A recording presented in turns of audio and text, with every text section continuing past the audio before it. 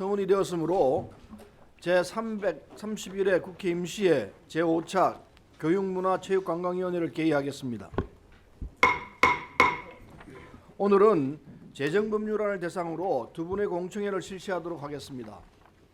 각각 2시간 정도로 진행할 예정인데 진술인들의 진술 내용과 위원님들의 고견은 법안 심사에 있어서 중요한 자료로 활용된다는 점을 감안하여 끝까지 많은 관심을 가져주실 것을 당부드리겠습니다. 참고로 금일 오전 수화 언어 관련 법안에 대한 공청회의 경우는 수화 통역이 병행됩니다. 그리고 수화 통역을 포함한 본 공청회 내용은 국회 방송에서 촬영하여 국회 인터넷 의사중계 시스템을 통하여 생방송하고 금일 오후 10시 국회 방송 케이블 TV를 통하여 다시 한번 방송됨을 알려드립니다. 그러면 의사일정 제1항 이상민 의원이 대표 발의한 한국 수화언어 기본법안, 정우택 의원이 대표 발의한 수화 기본법안, 이혜리사 의원이 대표 발의한 한국 수어법안, 정진우 의원이 대표 발의한 수화 언어 및 농문화 기본법안 등 4건의 수화 언어 관련 법안에 대한 공청회를 상정합니다. 이 법안들은 수화 언어 진흥을 위해 독립된 법률을 제정하려는 것입니다. 입법 필요성, 입법 방향의 타당성, 조문 내용의 적정성 등에 대해 다양한 의견을 주실 것으로 기대합니다. 그럼 오늘 공청회를 위해 시간을 내주신 진술인 4명을 앉아있는 순서대로 한 명씩 소개하여 드리겠습니다. 호명된 진술인은 자리에서 의원님들께 인사해 주시면 되겠습니다. 지금 이 진술인 중에 몸이 불편한 분이 계시기 때문에 자리에 일어나지 않으시고 손을 들으셔도 좋겠습니다. 우주형 나사렛대학교 인간재활학과 교수입니다. 반갑습니다. 네. 우주형 교수는 지금 장애를 입고 있기 때문에 이럴 수 있을 수가 없습니다. 김철환 정보문화누리 실장입니다. 반갑습니다. 이미애 한국농아인협회 사무총장입니다. 박인기 관장은 지금 장애이기 때문에 그냥 일어서시면 좋겠습니다. 박인기 대구 청각 언어장애인 복지관장입니다. 공청회 진행 방법은 진술인의 주장 내용을 각각 10분씩 청취한 이후에 위원님들이 진술인들을 대상으로 질의하는 방식으로 진행하겠습니다. 먼저 우주형 나사렛대학교 인간재활학과 교수 발표해 주시기 바랍니다. 예, 방금 소개받은 우주영입니다. 예, 저는 이제 휠체어 장애인으로서 이제 이 자리에 참석을 했는데요. 제가 농인들과 이런 수어 관련해서 인연을 맺게 된 것은 2008년에 한국 농아인협회에서 이런 수화 관련법 제정을 위한 TFT를 구성을 할 때 제가 참여한 적이 있습니다. 그래서 그것이 인연이 돼서 또 제가 법을 전공을 하다 보니까 이제 법제 관련해서 이렇게 오늘 이 자리에까지 오게 된 것 같습니다. 이 법안은 현재 국회에 4개 법안이 제출되어 있는데 이거는 오랫동안 농인계에서는 하나의 수건이고 열망이었습니다. 그래서 2013년에 4개 법안이 제출되었지만 작년에는 전혀 이렇게 논의가 되지 못하다가 이제 금년에 재정 법안으로서 공청회를 오늘 열게 된 것이 굉장히 역사적인 의미가 있다. 농인들한테는 굉장히 중요한 의미가 있다고 생각을 하고요. 이 자리를 매우 기쁘게 생각하면서 제 어깨도 무겁게 생각을 합니다. 이 대상 법안은 이제 아까 위원장님께서 말씀해주신 것처럼 이제 4개 법안이 현재 상정되어 있는데요. 보시면 아시겠지만 이 각 법안들이 사용하는 용어가 조금씩 차이가 나는 부분이 있습니다. 특히 이 수화와 관련해서 지금 4개 법안을 보시면 한국 수화 언어와 수화라는 것, 또 한국 수어, 수화 언어 이렇게 4가지 용어들을 제각각 쓰고 있는데 일반적으로는 수화라는 용어를 그동안 써왔습니다. 근데 이거에 대한 또 일각의 농인 당사자들의 이제 또 비판도 이제 최근에 있어온 것도 사실이고 그래서 저의 발표는 수화라는 언어가 이제 하나의 의사소통 수단의 의미로 그동안 사용되어 왔다면 언어의 의미를 강조하는 측면에서 최근에 농인 당사자들이 그 사용을 점점 선호하고 있는 한국 수어라는 말을 대표 용어로 이 자리에서 쓰도록 하겠습니다. 참고로 말씀드리면 한국 수어는 우리의 음성 언어인 한국어에 대응되는 용어로서 이제 한국 수어라고 이렇게 용어를 지칭합니다. 먼저 이 법 제정에 대한 이제 의의와 필요성을 간단히 말씀드리면, 한국 수어법 제정은 두 가지로 이렇게 압축해서 말씀드릴 수 있는데, 하나는 농인의 언어권 보장이고 또 하나는 농인의 인간다운 삶을 보장하는데 가장 기본이 되는 법이다 하는 것입니다. 언어권이라는 것은 인간의 기본권으로서 굉장히 중요한 본질적인 권리라고 볼 수 있습니다. 거의 인간이 인간의 모습으로서 본질로서 살아가는 데서 생명권과 함께. 잠깐만요. 교수님 지금 보시는 대로 문자가 나오고 있거든요. 좀 천천히 낭독해 주십시오. 천천히 말씀드리겠습니다. 이 언어권이라는 것은 생명권과 함께 이제 자연권의 가장 기본적인 권리에 해당된다라고 말씀드릴 수 있을 것 같고요. 그래서 국가는 이러한 국민의 언어권을 최대한 보장해야 되는 책임과 의무가 있고, 따라서 이 언어권을 보장하기 위한 법 제도야말로 필수적인 제도다. 그런 측면에서 이제 중요한 의미가 있다고 말씀드릴 수 있고요. 또 농인의 경우는 이 수어라는 이 언어권을 보장함으로 인해서 농인의 삶이 주체적인 삶으로서 변화될 수 있고, 이 사회에서 이제 제도적으로 인정받게 됨으로 인해서 농 정체성을 유지하고 농사회 농문화가 발전하는 계기가 된다 하는 의미에서 이 법 제정이 꼭 필요하고 이제 중요한 의의가 있다고 말씀드릴 수 있겠습니다. 시간 관계상 바로 4개 법안의 주요 내용으로 이제 넘어가겠습니다. 각 4개 법안의 공통점을 중심으로 말씀을 드리면, 우선 법의 목적, 각각 법의 목적을 살펴보면 공통점이 농인의 언어권을 보장하고 농인의 삶의 질을 향상한다. 즉, 이 법들이 추구하는 목적을 이제 그대로 나타내고 있습니다. 농인의 언어권 보장에 관한 또 기본 이념 및 권리 보장 원칙들을 천명하고 있는데요. 이 내용 속에는 농사회와 농문화 또 농 정체성을 인정할 것과 이것을 계승 발전시켜야 한다는 점, 또 농인들이 차별을 받지 않을 권리가 있다는 점과 한국 수어를 필요로 한국 수어로 다양한 필요한 정보를 제공받을 권리, 또 한국 수어를 통한 교육받을 권리 등등을 규정하고 있습니다. 그다음에 세 번째로는 한국 수어 발전 기본 계획을 수립해야 된다 하는 내용을 규정하고 있는데요.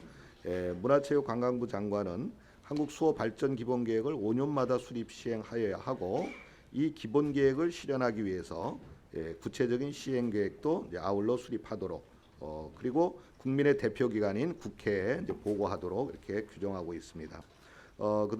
또한 한국 수어도 언어이기 때문에 이 언어라는 것은 시대와 환경에 따라 변화가 되기 때문에 정기적인 실태 조사를 할 수 있도록 하는 규정을 두었고요. 그다음에 연구기관 등을 이제 설치 운영하는 것을 또한 규정하고 있습니다. 이 언어로서 이제 수어에 대한 체계적인 연구와 또 수어 교육, 수어를 사용하는 교육과 관련한 공식기관을 설립할 수 있도록 이렇게 규정하고 있는데, 이 문제는 사실은 그동안 우리나라의 농교육이 거의 방치되어 있는 상황에서 볼 때 이거와 관련해서 수어에 대한 연구도 체계적인 연구도 매우 시급하다. 그런 의미에서 이 4개 법안들은 이제 이거와 관련된 규정들을 거의 다 두고 있습니다. 예를 들면 한국수어연구소라든가 한국수어교육원을 만들어야 된다든가 수화언어문화원 등 각각 조금씩 다르긴 하지만 이런 연구기관의 필요성에 대해서는 다 공감을 하고 있습니다. 그다음에 심의자문위원회로서의 한국수어심의회 설치 규정인데요. 국어의 경우에 이제 국어심의회가 있는 것처럼 한국 수어의 경우에도 이제 한국 수어 심의회를 설치해야 된다. 그렇지만 국어와 음성 언어인 국어와 이 시각 언어인 이 수어가 다르기 때문에 이건 서로 달리 접근을 해야 되기 때문에 별도의 위원회에서 자문을 받아야 되고 전문성 있는 위원들로서 구성이 되어야 되는데, 특히 농인 당사자들의 참여가 필요하다 하는 규정을 하고 있습니다. 그다음에 이제 또 중요한 내용 중에 하나가 교육 정책입니다. 이 한국 수어를 통한 농인의 교육 정책, 어떻게 보면 이거는 교육부가 이제 주무부서라고 말씀드릴 수는 있겠는데요. 근데 수어가 언어로서 특히 공용어로서 인정이 된다면 이 수어가 이 농교육 현장에서도 실제로 잘 사용되고 보존되고 발전되어야 되는데, 이 부분에 있어서는 우리가 좀 미흡하다. 그래서 이것도 기본법에 해당된다고 볼 수 있는 이 수어법에 수어 교육을 장려하고 여기에 교육 환경을 보다 발전시킨다는 측면에서 문화체육관광부와 교육부의 협조로 실현해 나가도록 하는 규정을 이제 아울러 두고 있습니다. 이외에도 한국 수어의 정보화를 위한 각종 사업 시행에 관한 규정이라든가 또 한국 수어의 보급을 위한 교육 과정과 교재를 개발해야 된다는 규정, 또 기존에 하고 있지만 수어 통역 서비스에 대해서 보다 보완되는 그런 지원 규정들을 아울러 이 법안은 담고 있습니다. 그러니까 끝으로 이제 쟁점 사항들 몇 가지만 설명드리겠습니다. 4개 법안이 이제 용어에 있어서 이제 각각 조금씩 다른 차이를 보여주고 있는데, 그러면 우리가 이 법을 만들 때 수화라고 할 것이냐 수어라고 할 것이냐 하는 부분들입니다. 저희들이 그동안 이 농인 당사자들을 중심으로 수어 선호도에 대한 설문조사를 해봤는데 대체적으로 수어를 더 선호도가 높은 걸로 나왔습니다. 물론 수화도 이 화라는 것이 꼭 대화의 의미가 아닌 언어의 의미로서도 쓰여 있다는 주장도 있습니다. 그래서 또 한편에서는 수화와 언어를 합쳐서 수화 언어를 쓰는 것이 좋다는 주장도 있습니다. 이것은 법을 제정하는 과정에서 우리 의원님들께서 잘 논의를 하셔서 정해 주셔야 될 것 같습니다. 수어 언어권 주체의 범위입니다. 이 각 법안을 보면 수어의 이 언어권 주체를 농인으로 할 것이냐, 또는 농아인 또는 청각장애인 이렇게 여러 가지 용어를 사용하고 있는데, 제가 생각하기로는 청각장애인이라는 용어보다는 농인이라는 용어가 더 바람직하다. 청각장애인은 말 그대로 장애라는 말을 쓰고 있기 때문에 이거는 병리적 관점의 용어라고 볼 수 있고요. 농인은 하나의 문화적 관점, 수어라는 언어를 사용하는 문화적 관점의 용어다. 이제 그런 의미에서 이제 농인이라는 용어가 더 타당하지 않겠는가라고 말씀드리겠습니다. 그리고 한국 수어가 공용어로서의 이제 지위를 인정해 달라는 게 이제 이 법안의 가장 중심적인 내용인데요. 공용어라는 것은 다 아시는 것처럼 국가나 지역에서 공식적으로 사용하는 법적인 지위를 얻은 언어를 말합니다. 현재 우리나라에서는 음성 언어인 한국어만이 이제 공용어로서 이제 국어기본법에서 이제 인정하고 있는데, 이번 이 법을 만들게 되면 한국 수어도 우리나라의 공용어로서 이렇게 이제 규정을 해달라는 것인데, 이 공용어에 관해서는 복수의 공용어는 나라마다 다 정책들이 다르기 때문에 지금 최근의 추세는 복수의 공용어를 채택하는 것이 점점 늘어나는 경향에 있습니다. 비근한 예로 한 나라의 경우에만 들면 뉴질랜드 같은 경우에는 그들의 일상 언어인 영어와 함께 소수 원주민 언어인 마오리어도 공용어로 채택한 바가 있고요. 더 나아가서 2006년에는 뉴질랜드 수어까지도 세 번째로 뉴질랜드의 공용어로 법 제도화한 사례가 있습니다. 그래서 이 공용어의 문제는 농인들의 입장에서는 양보할 수 없는 아주 중요한 문제다. 그렇게 말씀드릴 수 있겠습니다. 그래서 이 공용어로 채택된다 하더라도 이거는 농인들이 수어를 제일 언어로 사용한다는 농사회 공용어라는 의미가 중요하기 때문에 그런 점에서 이해를 해주시면 좋겠습니다. 이상으로 저의 진술을 마치도록 하겠습니다. 예, 수고하셨습니다. 다음 김철환 정보 문화누리 실장 발표해 주시기 바랍니다.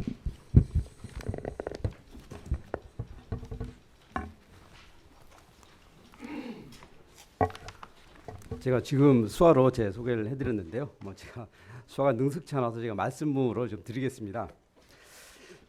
일단 공청회를 마련해 주신 위원장님이야 위원님께 감사드립니다. 그리고 저는 정진우 의원님이 발의하신 내용을 중심으로 말씀드리고요. 그리고 사실 정진우 의원님이 발의하신 법안도 다른 법안들과 큰 차이는 없습니다. 하지만 정진우 의원님 법안이 다른 법안들과의 좀 차이점들이 좀 많이 있는데요. 이런 부분들을 앞으로 좀 논의 과정에서 좀 보완하고 꼭 좀 넣었으면 하는 바람으로 그런 부분들에 대해서 몇 가지 좀 말씀을 드리겠습니다. 일단 이 수완어를 사용하고 있는 농인들이 사회적으로 차별을 굉장히 많이 받고 있습니다. 현재 장애인 차별금지법이라든가 장애인 관련된 이 법들이 많긴 하지만 이 수화를 사용하고 있는 농인의 특성을 제대로 반영을 못하고 있습니다. 그래서 이 제정되는 법에는 농인들의 교육이라든가 노동 그런 일상생활은 물론 그다음에 그 농인들의 자기결정권을 강화시킬 수 있는 쪽으로 법이 제정이 됐으면 하는 바람입니다. 두 번째는 그 농아동 등 그 농인들이 수화교육 권리가 좀 강화됐으면 좋겠다는 생각입니다. 현재 그 많은 교육기관에서 그 농인들이 수화를 받을 수 있는 권리가 좀 굉장히 취약한 상태입니다. 그래서 그 교육기관에서는 뭐 한국어도 중요하지만 한국어와 같이 이 수화 언어도 같은 권리로서 교육을 받을 수 있는 그런 그 분위기가 됐으면 좋겠습니다. 그래서 이 법안에서는 교육기관 등에서 농인 등이 장애 발생 초기부터 수화 언어를 배우고 그다음 수화 언어를 선택할 수 있는 그런 권리가 부여됐으면 좋겠습니다. 세 번째는 그 농인의 가족 지원에 대한 근거가 마련돼야 됩니다.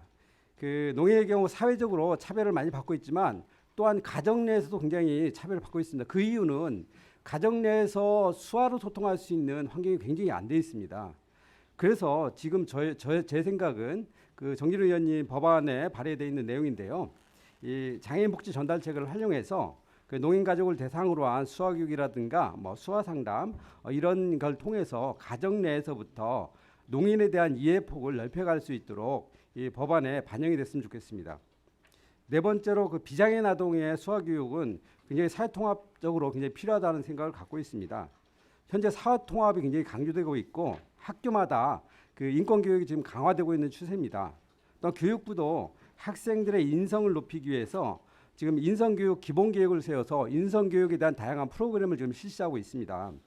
이런 측면에서 일반 학교의 수화교육 도입은 인권과 사회통합 차원에서 굉장히 필요하다고 봅니다. 아마 의원님들 중에는 뭐 일반 그 아동들한테 수화교육을 하라고 법률에 명시하면 뭐 부작용이 있을 것이 아니냐 우려를 하는 분도 있을 것입니다. 하지만 이 초등교육법을 뭐 보시면 아시겠지만 이 학교의 교과 지정은 사실 그 이 법에서 지정되는 것만이 아니고 교육부 장관이 나름대로 이 필요하다고 판단될 경우에 이 교과를 지정할 수 있도록 되어 있습니다. 그래서 저희는 이 수화 교육을 일단은 그 초등 고등학교에서는 지금 그 창의적 체험 활동을 하고 있습니다. 그래서 이 창의적 체험 활동을 활용하고 또한 고등학교에서는 이 뭐 제2 외국어 등으로 지정할 수 있는 등 여러 가지 방안들이 있기 때문에 일단 법률에서는 근거를 명확하게 만들고 그 근거에 따라서 교육부 장관이 어쨌든 채택할 수 있는 그 권한을 위임하면 가능할 거라 생각이 됩니다. 그 다음으로 이 농문화에 대한 근거가 마련돼야 된다고 생각합니다. 문화 다양성 문제는 굉장히 뭐 위원님도 잘 아실 거라 생각합니다. 문화 다양성 협약도 이미 비준된 상태이기 때문에 그런 유엔도 이런 상황을 고려해서 2006년에 만들어진 국제 장애인 권리 협약에 농문화에 대한 지원 육성 부분을 굉장히 강조하고 있습니다. 이는 국내도 마찬가지입니다. 국내도 문화 다양성 관련된 이 그 법률도 만들어지고 또한 이 다문화 정책도 지금 굉장히 확대되고 있습니다. 또한 뭐 현 정부도 그 문화 융성을 좀 강조하고 있는 추세입니다. 그래서 그 국내 법률에 있는 문화 다양성이라든가 문화적 표현이란 이런 이 정의들이 있는데 이런 정의들이 제정되는 법에는 그 반드시 풀어내야 된다고 합니다. 그래서 그 농인의 그 생활 양식을 포함한 농문화든가 농문화에 대한 보호라든가 또한 그 농인들이 수화를 활용한 수화시, 뭐 수화 연극 같은 이 농인의 문화예술, 고유한 문화예술이 있습니다. 이 고유한 문화예술들을 발굴할 수 있는 내용을 어쨌든 기본 계획에도 포함하고 별도의 조항을 만들어서 지원 육성할 수 있도록 하는 게 타당하다고 봅니다. 마지막으로 용어의 문제입니다. 아까 우재현 교수님께서 그 용어 문제를 말씀해 주셨는데요. 그 수어란 용어가 농인들한테 굉장히 지지를 받는 용어이긴 합니다. 하지만 수화란 용어도 비등하게 많은 농인들이 이 용어를 썼으면 좋겠다는 지지를 하고 있습니다. 또한 일반 국민들한테 이 수화란 용어를 만약에 폐기했을 경우에 일반 국민들이 그 어떻게 받아들일 것인가 하는 것도 고려를 해야 된다고 생각합니다. 그래서 저희는 그 법안에서 수화 용어, 수화 언어, 수화와 수어의 중간 언어인 수화 용어를 지금 쓰고 있다는 것을 참조해 주시기 바랍니다. 그 제가 몇 가지 그 제언을 드렸는데요. 마지막으로 마무리를 좀 하겠습니다. 그 제정되는 그 수화언어법은 수어를 언어로 지정하는 그런 형식적인 의미를 넘어선다고 생각합니다. 실질적인 권리가 보장돼야 된다는 뜻입니다. 즉 그 장애인 권리 협약이라든가 여러 가지 국제 문서가 있습니다. 국제 문서에 그 명시된 그런 언어나 문화의 권리가 법률에 충분히 반영이 돼야 된다는 게 저희 생각입니다. 또한 수화나 법률은 그 수화 연구자나 뭐 농학교 교사 그리고 이 수화 통역사들을 위한 법이 아니고 농인 당사자들을 위한 법입니다. 그래서 지금도 그 많은 농인들이 그 좀 더 검토를 해야 되지 않냐 그런 목소리가 굉장히 많습니다. 그래서 이 향후에 진행되는 과정에서 이 농아인의 특성들을 충분히 법률에 반영할 수 있도록 하고 그다음에 농인들의 목소리를 좀 더 반영할 수 있는 의견 수렴 창구들을 열어주는 등 좀 노력들을 해주셨으면 고맙겠습니다. 예, 고맙습니다. 예, 수고하셨습니다. 다음 이미애 한국농아인협회 사무총장 발표해 주시기 바랍니다. 예, 안녕하십니까. 한국농아인협회 사무총장 이미애입니다. 저는 한국수어법을 중심으로 의원님께 보고를 드리도록 하겠습니다. 우리나라는 단일 민족, 단일 언어 사용을 굉장히 국가적으로 자랑을 해왔지만 이러한 국가적 단일 언어를 사용하는 특성이 다른 언어 사용자에 대한 수용성을 굉장히 낮게 하는 원인이라고 생각을 하고 있습니다. 그래서 음성 언어가 이게 주류로 가다 보니까 시각 언어인 한국 수어를 사용하는 농인들은 어떤 언어 사용자가 아니라 한국어를 대체하는 부수적인 의사소통의 수단을 가지고 대화하는 사람이라는 그런 사회적인 낙인이 있어 왔습니다. 또 더불어서 장애와 가장 관련성이 높은 특수교육이라든가 저희 사회복지 영역에서도 어떤 수어 중심의 패러다임보다는 언어치료, 청능훈련 중심의 음성언어 중심의 획일화된 경향을 계속해서 유지해 왔기 때문에 한국 수어를 사용하는 농인이 전생의 주기에 걸쳐서 한국 수어 모어 사용자로서 많은 의사소통에 또 일생생활 유지에 많은 제약을 받아왔습니다. 그리고 이런 것들을 보완하기 위해서 국어기본법이라든가 장애인복지법 또 장애인차별금지법에서 농인과 관련된 조항이 있기는 하지만 이것은 단순히 어떤 청각장애의 치료를 지원 예방하거나 또 수화통역을 제공할 수 있는 그런 근거만 제시되고 있을 뿐이지 근본적으로 우리 사회에서 농인들이 겪고 있는 수어 사용자로서 겪고 있는 차별과 소외의 근본적인 원인을 제외할 수 있는 그런 내용이 없었기 때문에 저희가 한국수어법 제정을 통해서 한국수어가 한국어와 구별되는 농인의 고유한 언어이고 공용어라는 것을 선언을 하고 그러한 수어의 발전, 보급 그리고 농인이 생활하는 모든 생활 영역에서 수어를 기반으로 한 의사소통을 지원하는 법률의 제정이 필요하다는 것을 인식하고 2008년도부터 법안을 준비해 왔습니다.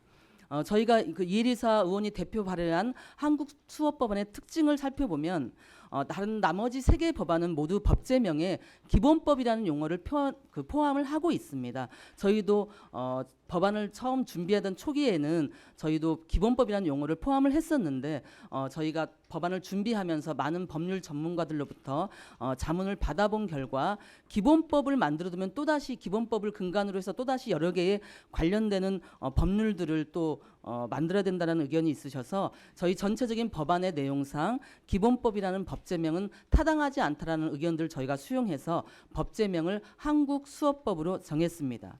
그리고 이제 많은 법안에서 용어의 사용이 혼재되고 있습니다. 가장 대표적인 용어가 수화와 수어 그리고 농인, 농아인으로 구분할 수 있는데요. 저희는 이 법안을 발의하기 이전에 농사회 용어 정리 토론회를 개최를 하였고 또 2차에 걸쳐서 농인들을 대상으로 설문조사를 실시했습니다.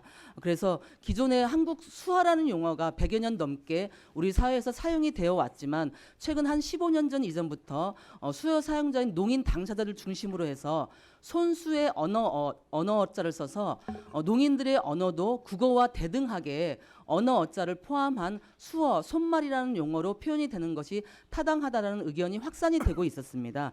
그래서 수어법 제정과 때를 같이 해서 이런 영어 정리 토론회와 설문조사 2차에 걸친 설문조사를 통해서 우리 김철환 실장님께서 말씀해 주셨지만 아주 뭐 큰 차이가 있었던 것은 아니지만 1차 조사에서는 수어 사용이 41%, 수어 가 59% 선호하는 것으로 조사가 되었고 2차 조사에서는 수화가 48%, 수어가 52% 선호하는 것으로 조사가 되어서 저희가 그런 농인 당사자들 의견을 최대한 반영해서 저희 법안에서는 수어로 정하는 것을 하였고 또 저희가 구체적인 시행령 시행 규칙에 갔을 때는 저희는 수화라는 용어도 기존에서 오랫동안 사용되어 왔던 용어이기 때문에 수어로 대화하는 것 이것은 저희가 수화로 계속해서 사용하는 것으로 저희 한국농아인협회 내에서는 내부 논의를 마쳤습니다. 그래서 이것들을 통해서 수어라는 용어를 통해서 어떤 농인들이 사용하는 그 언어적 지위를 인정하고 이것들이 법제명을 통해서도 많은 비장애인, 수어를 사용하지 않는 비장애인들에게도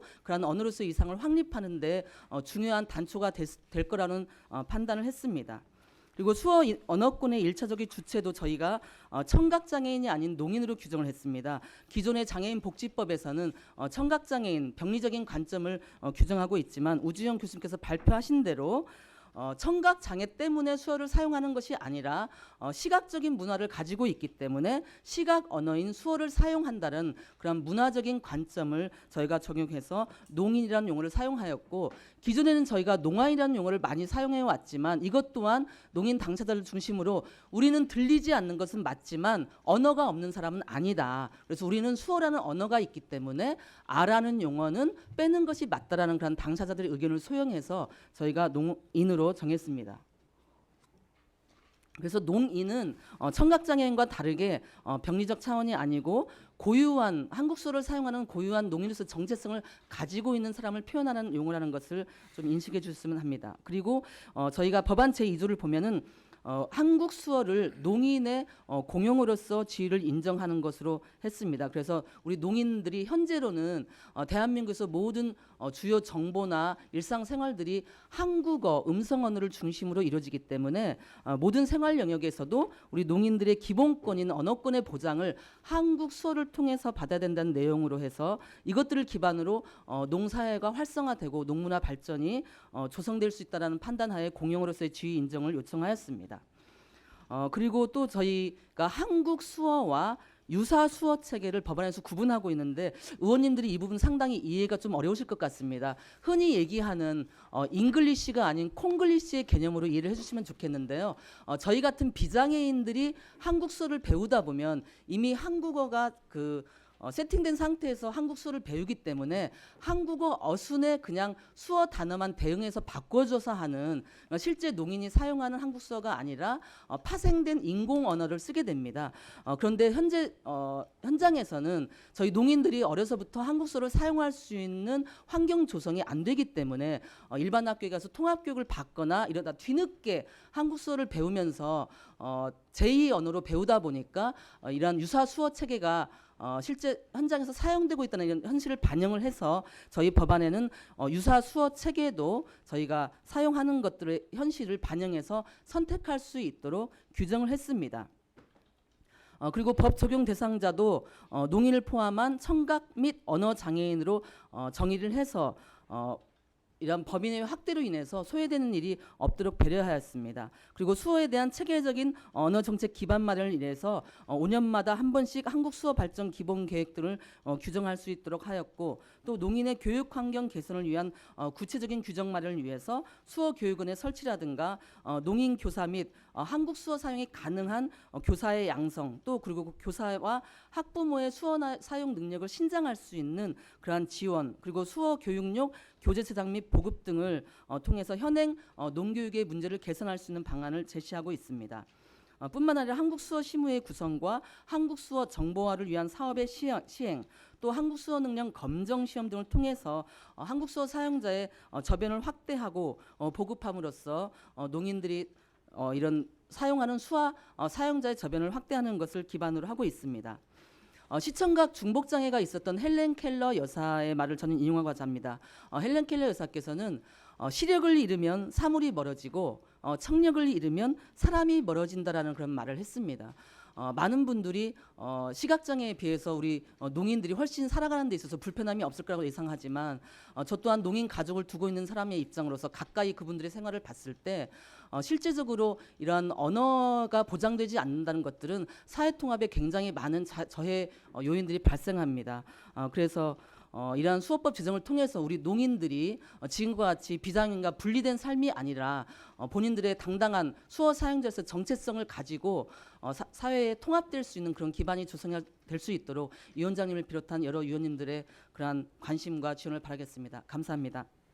네, 이미혜 한국농아인협회 사무총장 수고하셨습니다.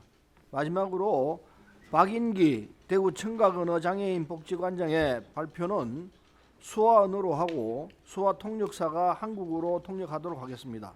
진술인 발표해 주시기 바랍니다. 마이크를 사용하십시오. 통역인. 마이크가 안 나오는데. 마이크 테스트 하겠습니다. 위원님들 안녕하십니까? 이렇게 수어 관련 법안 공청회가 개최되는 것을 무척 기쁘게 생각합니다. 저는 대구 청각언어장애인 복지관 관장을 역임하고 있는 박인기입니다.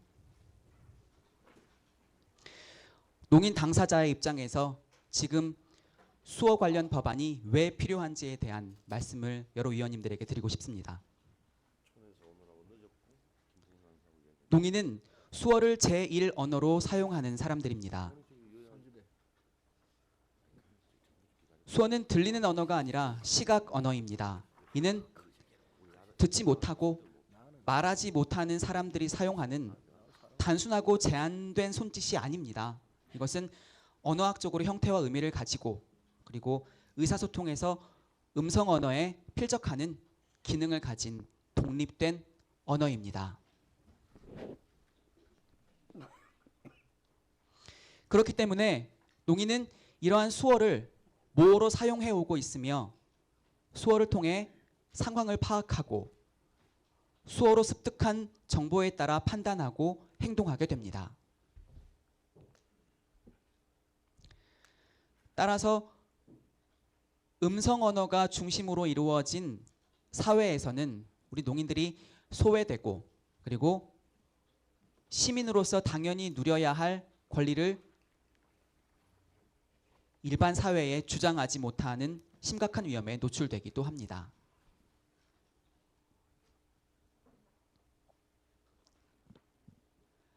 그러므로 국민의 언어적 권리를 보장하기 위해 대한민국의 국어기본법이 제정되어 있는 것처럼 대한민국 농인의 수어를 사용하는 대한민국 농인의 언어권과 기본권이 보장되기 위해서는 수어 관련 법안의 제정이 반드시 필요합니다. 농인이 직면하는 현실적인 문제, 당면하고 있는 현실적인 어려움들이 몇 가지 있습니다. 농인은 일상생활에서 단순히 듣지 못하고 말하지 못하는 불편함으로 그치지 않고 의사소통의 문제는 사회 전반에 걸쳐 심각한 불이익을 안겨두고 있습니다. 농인이 간단한 질병이라고 할지라도 병원이나 약국에서 혼자 갈 수 없는 것이 현실이고 의사소통 문제로 인해 의사로부터 오진을 받는 경우도 허다합니다. 또한 농인이 세무 관련 상담이라든지 관공서의 민원 상담도 우리 농인들에게는 큰 장벽이 되고 있고 대중교통을 이용을 할 때라든지 TV와 같은 정보를 접할 때 수화 통역이 없어서 우리 농인들은 뉴스나 드라마도 볼 수 없게 됩니다.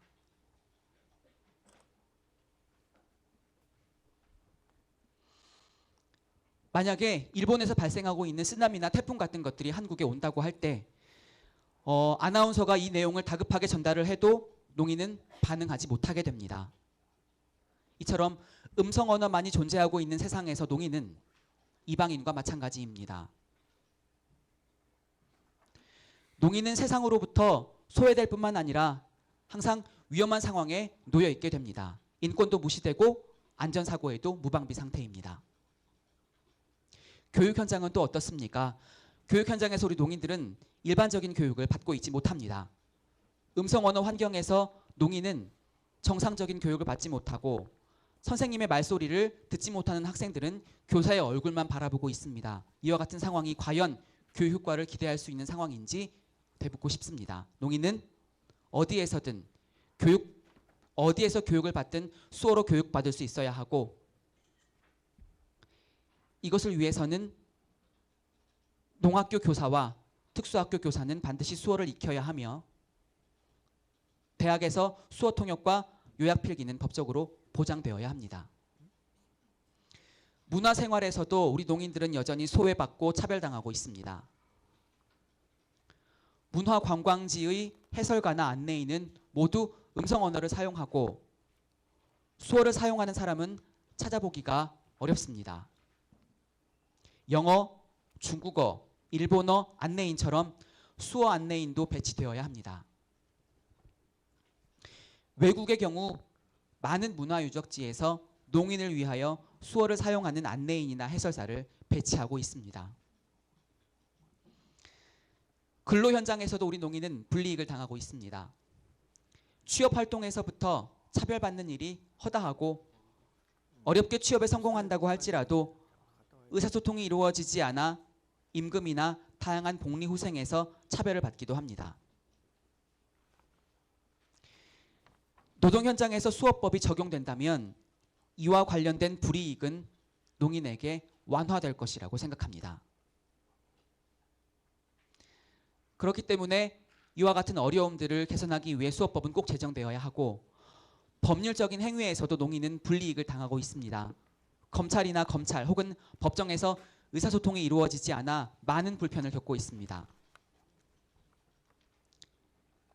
비근한 예로 유산 상속에서 배제되기도 하고 불이익을 당하기도 합니다.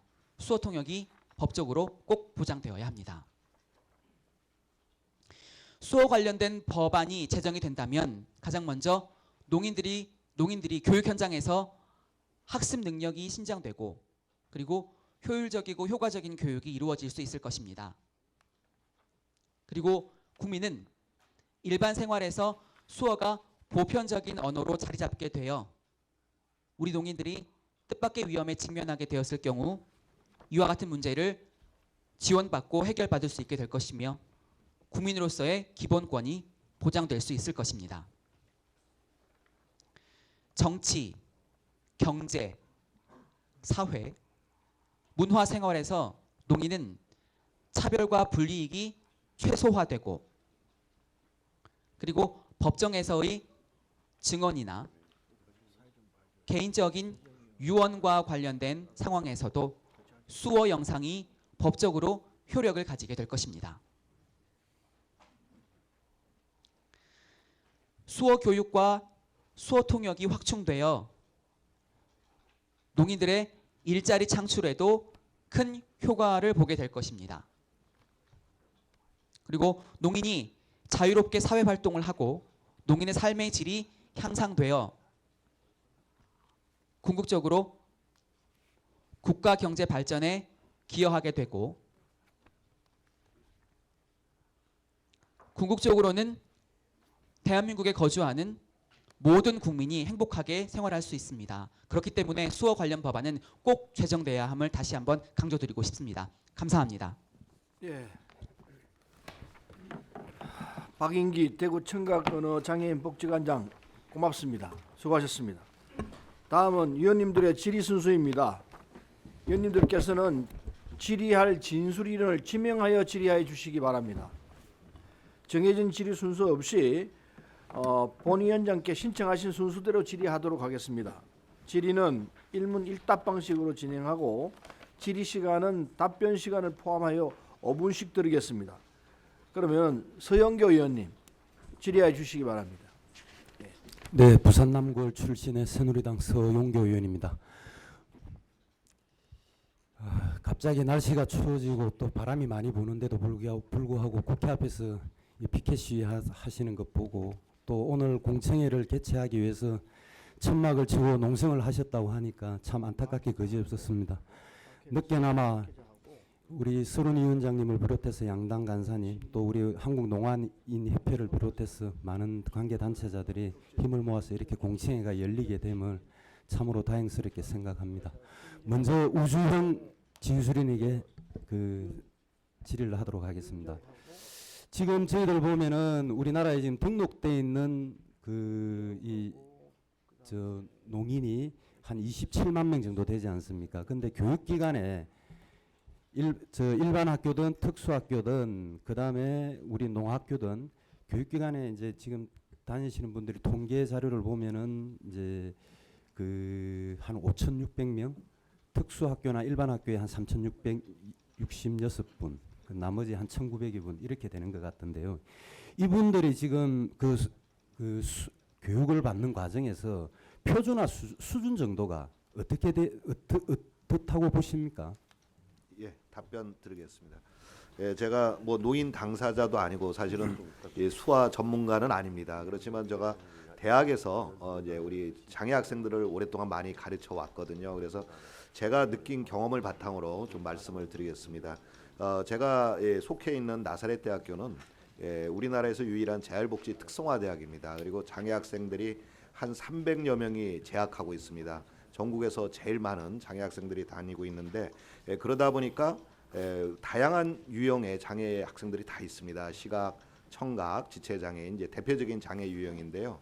그래서 제가 이제 지금까지 가르친 학생들도 이러한 다양한 유형의 장애 학생들 접해봤고 그 중에서 제가 이제 눈에 띄게 이제 특이한 점을 발견한 것 중에 하나가 이러한 장애 유형 중에 특별히 학습 능력이 떨어지는 장애 유형이 있더라는 겁니다. 그것이 바로 지체도 아니고 시각도 아니고 청각 농인 장애인들이었습니다. 그래서 왜 그런가 하는 것을 이제 제가 이제 유심히 살펴봤는데 농인들의 경우에는 어렸을 때부터 농교육이 제대로 이렇게 이루어지지 않았다는 게 가장 큰 문제점으로 제가 나중에 알게 되었습니다. 지금 이제 비근한 예로 농인들이 통합교육을 받는 사례도 이제 늘어나고 있습니다만 통합교육 현장에서 농인들이 듣질 못하니까 표현을 못합니다. 그러다 보니까 일선 현장의 교사들은 어떻게 생각하냐면 지적 장애가 아닌가, 자기 자신을 표현도 못하고 학습 능력이 떨어지니까 이렇게 오해를 받는 농인들이 굉장히 많습니다. 사실은 이러한 농인들의 오히려 농학교에서 제대로 된 수호 교육을 통해서 교육을 받는다면 이 교육에 있어서 가장 중요한 게 언어 교육인데 그걸로 통해서 인지 능력이 발달하고 학습 능력이 향상되는 것인데 이것이 지금까지 체계적으로 이루어지지 않았기 때문에 결국 나중에 고등교육 기관에 와서도 다른 사람들보다 특별히 학습 능력이 떨어진다는 것을 제가 참 많이 알게 되었고 심지어 최근의 경우에는 이 수어를 잘 모르고 대학에 진학하는 우리 농인들이 있습니다. 그래서 거꾸로 대학에 와서 그제서야 수어를 배우는 이런 어떤 해프닝이 벌어지고 있습니다. 그래서 이게 정말 안타까운 우리나라의 농인계 현실이구나 하는 것을 제가 현장에서 눈으로 보고 있습니다. 제가 느낀 점이 대답이 되는지 모르겠습니다. 혹시 진수리님께서는 2000년도부터 국립우리국어원에서 한국 그 표준수화 규범 제정 사업을 쭉 계속 진행을 해오고 있거든요. 그 사업에 대한 혹시 평가 같은 거 이런 거 좀 제가 해보신 적은 뭐 있습니까? 듣기는 했습니다만 뭐 직접적인 관여한 건 없고요. 근데 수어 표준화 사업에 대해서 또 전문가들의 비판이 있는 것으로 제가 알고 있습니다. 이번 법안에서도 일부 법안은 수어 표준화에 대한 이제 언급이 들어간 법안이 있는데요. 근데 수어 표준화는 이제 뭐와 관련이 있냐면 아까 이제 이미애 처장님도 말씀하셨던 것처럼 수어라는 것을 우리가 언어로 인정을 한다면 우리가 사용하는 음성 언어도 자연어에서 시작된 거 아닙니까? 그러니까 수어도 마찬가지로 자연어가 있고 또 그들의 문법 체계가 있습니다. 그러니까 그 문법 체계는 우리의 음성 언어와의 문법 체계가 다릅니다. 구조가 다릅니다. 그렇기 때문에 그들은 그들 나름대로의 시각, 동작, 언어 체계로서의 문법 체계를 갖고 있는데 우리의 음성 언어인 그 문법 체계에 맞춰서 표준화를 한다면 사실 농인을 위한 표준화가 아니라는 거죠. 그래서 이 표준화 사업도 무엇을 위한 표준화고 누구를 위한 표준화인가가 고민돼야 되기 때문에 최근에 이제 전문가들의 이야기는 표준화라는 말은 적당치 않다. 이런 용어를 안 쓰는 게 좋겠다. 그래서 저희가 연구한 법안에서도 그런 용어를 안 썼고요. 또 하나는 굳이 표준화에 대한 이야기를 하자면 차라리 전문 용어에 대한 표준화는 우리가 생각해 볼 수 있다. 예를 들어 뭐 법정 용어라든가 그동안 농인 사회에서 아직 발달되지 않은 그런 전문 용어에 대한 표준화는 되지만 일상적인 농인들의 수어 언어에 대한 표준화는 사실은 적당하지 않다는 게 제가 알고 있는 상식입니다. 네, 감사합니다. 김철환 진수님께 여쭙겠습니다.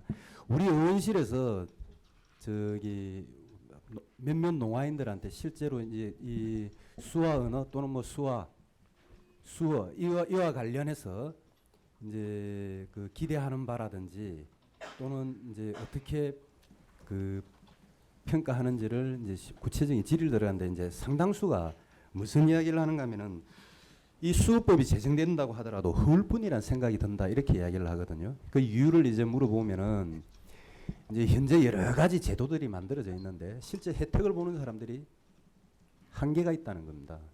근데 크게 요지는 그렇는데 우리 진수님께서 보시기에 이 수어와 관련된 이 법이 제정된다고 지금 현재 제출돼 있는 법안들을 봤을 때 제정된다고 하더라도 그 많은 우리 농인들이 이렇게 평가를 하는 데 대해서 우리 진수리는 어떻게 생각하십니까? 예, 그럴 수 있다고 봅니다. 그래서 저희는 정진우 의원님 발의안에 보면 그 권리 부분을 아까 그 박행기 관장님께서도 눈이 강조했지만 그 농인들이 그 사회적인 어떤 차별을 받고 있는 부분에 대해서 어떻게 이거를 그 효과적으로 법률에 명시해서 그 해결할 것인가에 대한 문제들을 고민을 저희 많이 했고요. 정진우 의원님 법안에 그런 내용이 들어있습니다. 또한 저희가 중점적으로 바라보는 것 중에 가족 지원입니다. 그 사회에서의 차별도 중요하지만 이 농인들의 가정 내에서 차별도 굉장히 심각합니다. 그 중에 하나가 의사통을 제대로 안 돼서 의사통을 제대로 못해서 하는 그런 차별이 심각하거든요. 그래서 저희는 이 부분에 대해서 그 농인들이 그런 의견을 가질 거라고 봐서 저희는 그런 그 대안으로서 정진우 의원님 발의안에 그런 가족 지원 부분들을 굉장히 강조를 하고 있습니다. 그러면 아무래도 그 농인들 피부에 와닿는 어떤 권리의식, 권리 보장들이 생기지 않을까라는 생각을 하고 있습니다. 네, 서영교 의원 수고하셨습니다. 이어서 존경하는 박혜자 의원님 질의해 주시기 바랍니다. 네, 저는 저기 광주 서구의 박혜자 의원입니다. 그런데 오늘 이제 그 공청회를 들으면서 제가 정말 몰랐던 사실들을 많이 배워서 정말 감사를 드립니다. 특히 이제 그 수화예가 정말 우리 사회에서 얼마나 정말 중요하고 필요한 그 소통의 수단인가 하는 것을 새삼 그 느끼게 되는데요. 지금 이제 4개 그 법을 보게 되면 그 수화 언어, 수화 또 수어, 수화 언어 뭐 이렇게 그 제목들이 되어 있어요. 어떻습니까? 통상적으로 제가 이제 김철환 그 저기 진수님께 그 여쭙겠습니다. 그 수어라는 말이 수화 언어의 약자로 해석이 안 되는 겁니까? 그렇지는 않습니다. 그렇지 않은데요. 예. 제가 말씀드린 것처럼 이 법을 적용할 때 당사자들의 입장도 굉장히 중요하고 또한 이 법 적용에 있어서 국민들의 인지도 굉장히 중요하다고 생각합니다. 그래서 네. 기존의 수어란 용어를 살리면서 농인들이 쓰고 있는 수어란 용어를 살려서 예. 제목은 그렇게 하지만 약칭 수어란 용어를 써도 관계는 없다고 봅니다. 수어라는 용어를 수화 언어의 약칭으로 수어를 예, 써도 맞습니다. 예. 좋다. 그래서 저희는 대안으로서 일반 국민들에 대한 어떤 인지도 높이면서 당사자들의 농인 당사자들의 어떤 욕구도 충분히 실현할 수 있는 용어가 수화 언어가 아닌가. 그리고 약칭 예. 뭐 썼으면 알겠습니다. 다른 지금 그 분들은 되게 이제 수어라는 말에 지금 공감대를 표시하시는 거고요. 일단 법안 제목에 그러면은 그 수어라는 말보다 법안 제목에는 수화 언어라는 정식 명칭을 사용해 주는 게 좋다는 뜻이죠. 예, 수어는 맞습니다. 일반적으로 받아들이지만 예, 맞습니다. 그런 취지시고. 예. 그다음에 이제 또 한 가지 그 여쭤본다면 지금 이제 수화 언어가 본인만 수화를 쓴다고 해서 되는 게 아니라 상대도 써줘야 이게 이제 소통이 되는 것이죠. 그렇기 때문에 수화 언어를 우리 사회에서 포괄적으로 좀 받아들이고 사회통합 차원에서 그 수어에 대한 비사용자에 대해서도 교육을 시켜야 된다. 이제 이런 그 취지의 주장이신 것 같아요. 그러죠? 그렇다면 맞습니다. 일반 그 교육에 일반 교과 과정에다가 수어를 가르친다라고 한다면 당장 그 도입을 했을 경우에 도입 규모라든가 또 교사 확보라든가 뭐 필요 예산 이런 것들이 굉장히 여러 가지 준비가 필요할 텐데요. 예. 그게 지금 우리 현실에서 그 상당 부분 수용이 가능한 겁니까? 예, 그거는 어쨌든 뭐 당장 법이 제정됐다고 시행되는 건 아니기 때문에 유예 기간들이 좀 필요하고 그렇습니다. 근데 저희가 검토한 바에 의하면 뭐 이 초등학교의 뭐 창의적 체험이라든가 다양한 활동들을 하고 있습니다.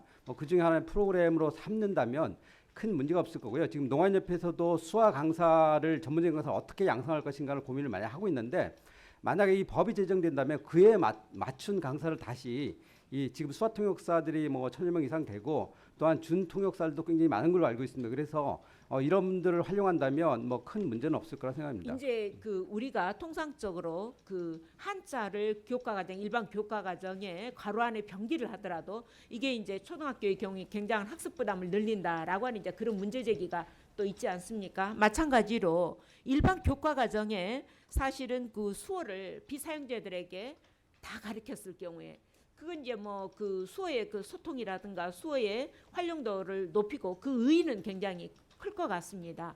그럼에도 불구하고 이것을 전체적으로 일반 교과 과정에 확대했을 때 그 부담에 대해서는 신중한 검토가 좀 필요하지 않을까 싶은데요.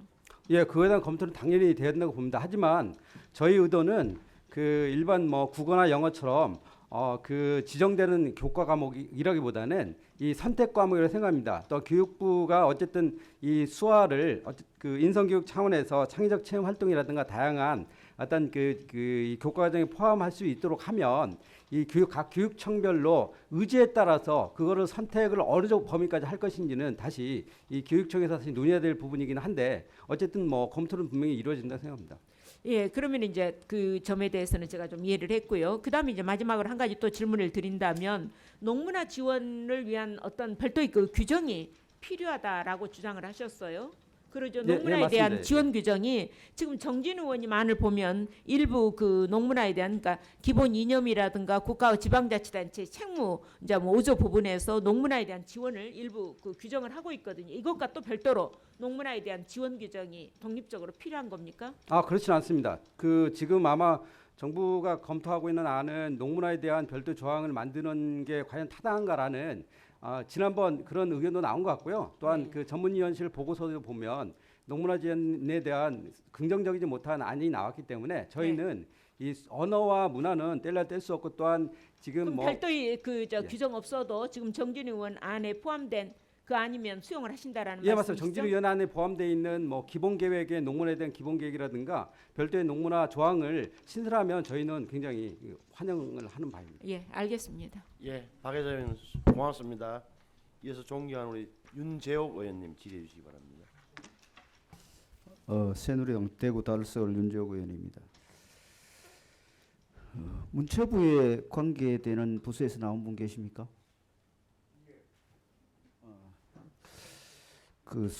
지금 수화 언어를 그 이혜리사 의원 안에 보면은 그 공용어로 이렇게 본다는 규정이 있습니다. 그래서 이 그 규정과 관련해서 문체부에서는 이 공용으로 본다는 규정이 필요한지에 대한 문체부 입장이 있습니까? 문체부 입장에서는 공용으로 승인할 필요성은 인정하고 있습니다. 인정하고 있는 겁니까? 예. 또 우리 우주영 교수님 생각은 어떻습니까? 예, 뭐 당연히 공용어로 가야 된다고 생각은 들고요. 지금 뭐 조금만 더 부연 설명을 드리자면 이제 유럽 연합 같은 경우에도 모든 국가들이 공식적으로 이제 그 수어를 이제 법적으로 인정하고 있습니다. 이제 그런 게 세계적인 흐름이고 추세이기 때문에 공용어는 당연하다고 봅니다. 예. 연구기관 설치 운영과 관련해서 전문위원 그 검토 보고서에는 이게 약간 그 신중한 그 접근을 할 필요가 있다 이런 지적을 했는데 그 이 전문위원 지적에 대해서 문체부 입장은 어떻습니까?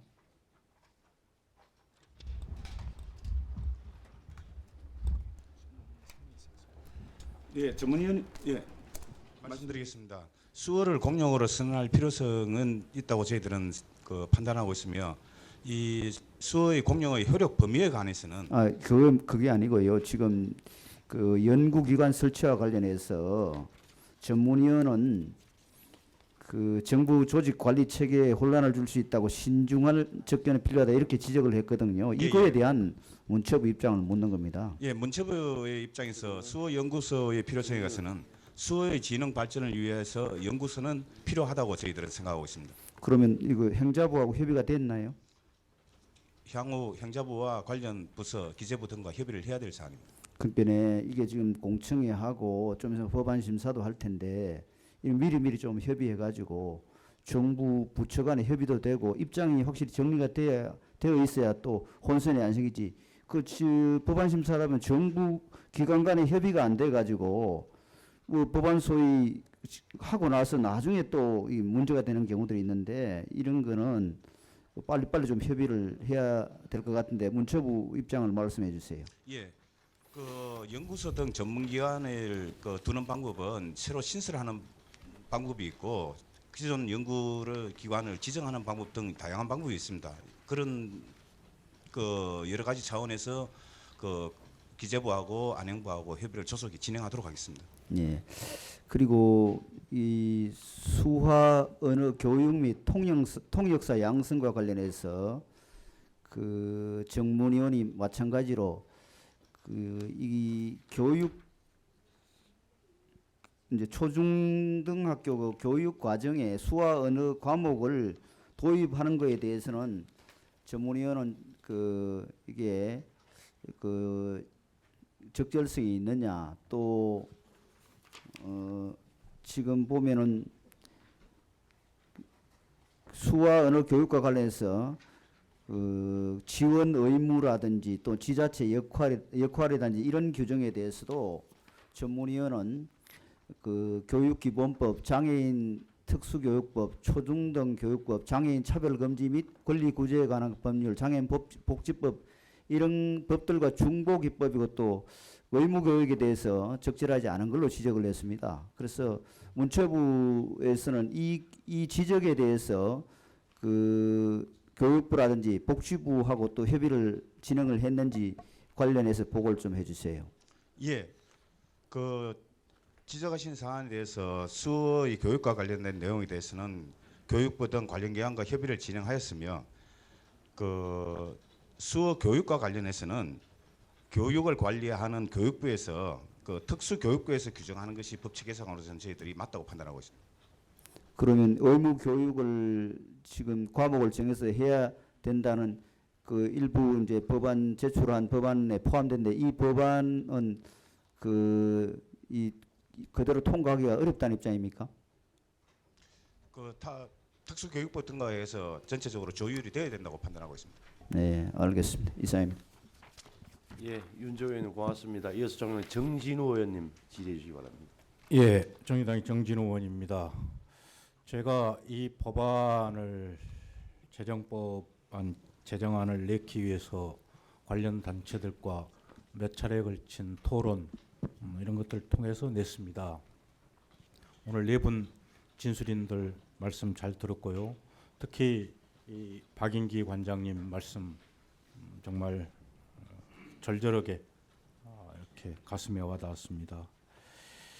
이 진술인들께서 말씀하셨듯이 사실상 이 농인들이 사용하는 수화 언어 이게 제1 언어인데 제1 언어로서의 어떤 이 의미를 사실상 사회가 인정하고 있느냐, 그렇지 못한 상황이기 때문에 이런 제정 법안에 대한 이야기가 되는 것입니다.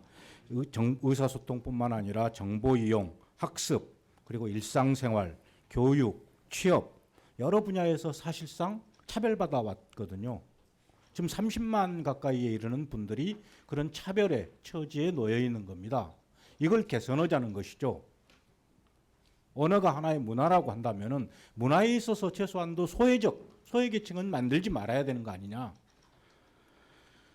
그런 점에서 저는 법안을 이렇게 제정안을 냈었고요. 그런 점에서 수화 언어가 국어와 동등한 자격을 갖춘 언어로서의 법적 지위를 부여해야 된다라는 것이 제 기본적인 생각입니다.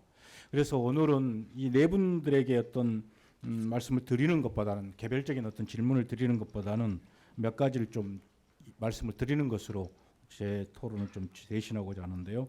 저는 학교에 이 중고등학교에 있으면서 통합교육을 실시하는 특수반 상황을 너무나 잘 보아왔습니다. 노인들이 사실상 학습자로 참여하고 학생으로 참여하고 있는데 이 수화 언어를 수화를 가르치는 선생님들이 없었어요. 선생님들한테 물어봤습니다. 특수교육을 받으신 선생님들한테 수화 언어를 배운 적이 있느냐? 수화 언어를 배운 선생님들이 안 계셨어요. 이 놀랄만한 일 아닙니까? 그러면은 농인 학생들을 특수반에 데려다 놓고 뭘 어떻게 하겠다는 거예요? 이게 우리 교육의 현실입니다. 작년에도 이야기했지만 올해 문체부 업무보고를 할 때 장관님한테 제가 이 이야기를 분명하고 확실하게 했습니다. 올해는 수화 언어 관련된 법을 반드시 제정안을 통과시키자. 그래서 이런 자리가 만들어졌는데요. 저는 언어로서의 역할을 충실하게 하기 위해서는 크게는 세 가지 것이 필요하다고 생각합니다. 연구. 수화 언어에 대한 연구가 계속적으로 이루어질 수 있어야 되지 않겠습니까? 두 번째는 심의입니다. 저는 이게 뭐 표준어 사업하는 것에 대해서 저는 반대하지 않습니다. 왜냐하면 이건 자연 언어로부터 시작해야 되지만은 뭔가 언어적 체계가 확실하게 갖춰져 있었을 때 교육이라든지 이런 것들도 충실하게 이루어질 수 있는 거라고 생각하기 때문입니다. 그래서 연구와 심의 그리고 교육 이 세 개는 반드시 법안에 들어가야 되는 거고 그런 점에서 저는 문체부가 좀 더 적극적인 자세를 가져야 된다고 생각해요. 기재부가 반대한다. 일부 어떤 안에 대해서 반대한다. 이것이 돼서는 안 됩니다. 지금 정부가 해야 될 역할이 무엇인지 소외되고 있는 국민들을 위해서 해야 될 역할이 무엇인지를 살펴서 기재부를 설득할 수 있어야 되는 거예요. 어떻게 언어적 지위를 인정하면서 연구와 심의, 교육의 내용을 제외하거나 하고 할 수가 있겠습니까? 말이 안 되는 거잖아요. 두 번째는 이 우리가 수화 관련 법을 제정하려는 목적이 단순하게 수화 언어를 언어로서 인정하고 그것을 언어에 대한 어떤 연구만을 하는 보장하는 이런 차원의 것을 저는 좀 뛰어넘을 필요가 있다 이렇게 생각을 합니다. 그런 점에서 저는 농문화라고 하는 용어를 사용했고 농인들이 우리 사회에서 문화적으로 소외되고 있고 가정생활, 일상생활에서 소외되고 있는 부분을 단순한 언어적 차원이 아니라 이 법을 제정함으로써 이 법안에 포함시켰을 때 농인들이 우리 사회에서 제대로 된 국민으로서의 대우를 받을 수 있지 않느냐. 저는 이 점을 분명히 단순한 언어로서의 법적 지위를 보장하는 외에 이 부분이 포함되었을 때 언어적 지위도 사실상 이 내용 있게 이후에 갈 수 있다고 생각합니다. 그 점을 꼭 좀 이 법칙에서 논의를 해줬으면 좋겠고요. 저도 그 부분에 대한 의견을 별도로 가서 개진을 하겠습니다만은 그 다음에 이 명칭 용어 사용의 문제입니다. 우리가 주로 언어를 음성 언어와 문자 언어로 이렇게 대별하지 않습니까? 지금 우리가 이야기하는 수화 언어, 뭐 수어 이것은 지금 음성 언어와 대별되는 개념인데 언어에는 사실상 역사성과 대중성도 매우 중요한 요인으로 언어학자들에 의해서 규정되고 의미 있게 해석되고 있습니다. 그런 점에서 본다면은 수어다. 좀 낯선 어떤 개념보다는 대중성과 역사성을 가미하면서 언어적 지위를 확실하게 확보할 수 있는 뭐 수화 언어라든지 뭐 이런 것들도 좀 고려의 대상이 충분히 될 필요가 있겠다. 이런 생각을 갖습니다. 그래서 오늘 진술해 주신 네 분의 의견들이 반드시 법안에 소중한 의견으로 참고되어서 좋은 법이 만들어질 수 있도록 최선의 노력을 다하겠습니다. 이상입니다. 예, 정진호 의원님 고맙습니다. 이어서 종로 신의진 의원님 질의해 주시기 바랍니다. 사실 우리 농인들이 수화를 자신들의 중요한 소통 수단으로 삼고 있지만 사회 전반적으로 이런 수화 사용 환경이 미비해서 상당한 고통을 받고 있죠. 교육, 노동, 정보 접근에 상당히 문제가 되는데요. 저는 개인적으로 저희 집안에 농아가 있거나 그러지는 않지만 실은 여러분 잘 아실 겁니다. 도가니 사건으로 인하여 큰 사회 무리가 생겼는데 결국 어떻게 보면은 그 피해 여성의 대부분이 농인이었기 때문에 의사소통을 제대로 하지 못해서 그 문제가 저는 오랫동안 비밀로 지켜진 그런 사건을 제가 보며 그리고 그 사람들 다시 치료하고 심리 검사를 하면서 결국 묻혀있던 범죄를 다시 입증하는 데 있어서 제가 깊숙이 같이 있어 보면서 이 농인들은 우리 사회에서 너무나 많은 거를 박탈당하고 아까 말씀하셨듯이 건강권, 기본권 자체의 침해가 심각하다는 생각을 들고 이것을 해소하기 위해서 뭐가 필요한가 생각했을 때 바로 오늘과 같이 이런 수화 법안 제정이 필요하다고 전 누구보다 통감을 했습니다. 결국 어떻게 보면 이 법안이 필요한 것은 일반인들이 수화에 대한 인식과 문화적 개선 이런 부분도 참 중요하겠지만 실제로 농인들이 의사소통에 있어서 불편이 없어야 하는데 저는 더 방점을 두고 싶습니다. 그런 면에서 우선 제가 우주영 진술인께 아까 질의를 드리겠는데요. 아까 우리 서영교 의원께서 말씀하신 데 일부가 나왔습니다마는 이제 이 농인들 중에서 다른 지능은 괜찮은데 학습 특히 언어 학습과 관련돼서 많이 떨어져서 특수교육이 필요하다는 말씀을 언뜻 하셨잖아요. 저도 역시 똑같은 지금 공감을 하고 있습니다. 그런 면에서 지금 여기 네 건 올라온 법안 중에서 정진우 의원께서 13조 1항에 지금 얘기를 해놨습니다. 국가와 지방자치단체는 농인과 수화 언어 사용자가 장애 발생 초기부터 수화 언어를 습득할 수 있도록 하고 이 부분이 들어가 있는 게 굉장히 좀 중요하다고 생각을 합니다. 그랬을 때 여태까지 보았을 때 현재까지의 농인들의 수화는 주로 어른들의 입장에서 결정돼서 가르쳐 왔을 뿐 연령대별로 특히 유아기부터 이 농인이 되었을 때 어떤 식으로 교육 시스템을 마련하고 가르쳐야 되는지가 굉장히 중요할 텐데 이런 연령별 맞춤 교육 시스템이 될 수 있도록 된 연구가 있습니까?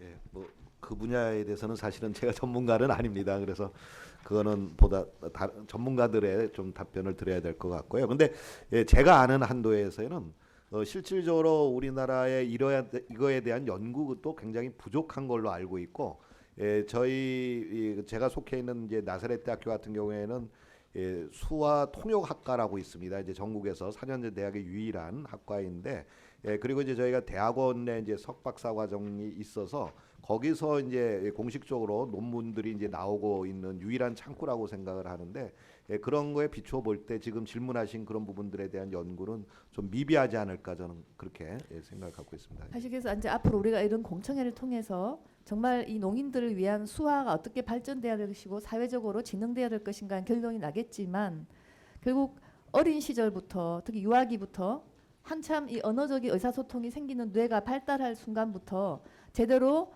연령대별로 맞는 교육 프로그램이 도입이 돼야지 어른이 됐을 때 세상 모든 사람이 다 수화를 쓸 수 있다 하더라도 본인만 수화를 쓸 수 있는 능력이 없어질 수 있기 때문에 저는 이런 부분이 굉장히 강조가 돼서 법안에도 들어가야 된다고 생각을 하는 의미입니다. 여기 선생님 동감하시는 거죠? 예, 한 말씀만 조금 더 부연해서 말씀드리면요.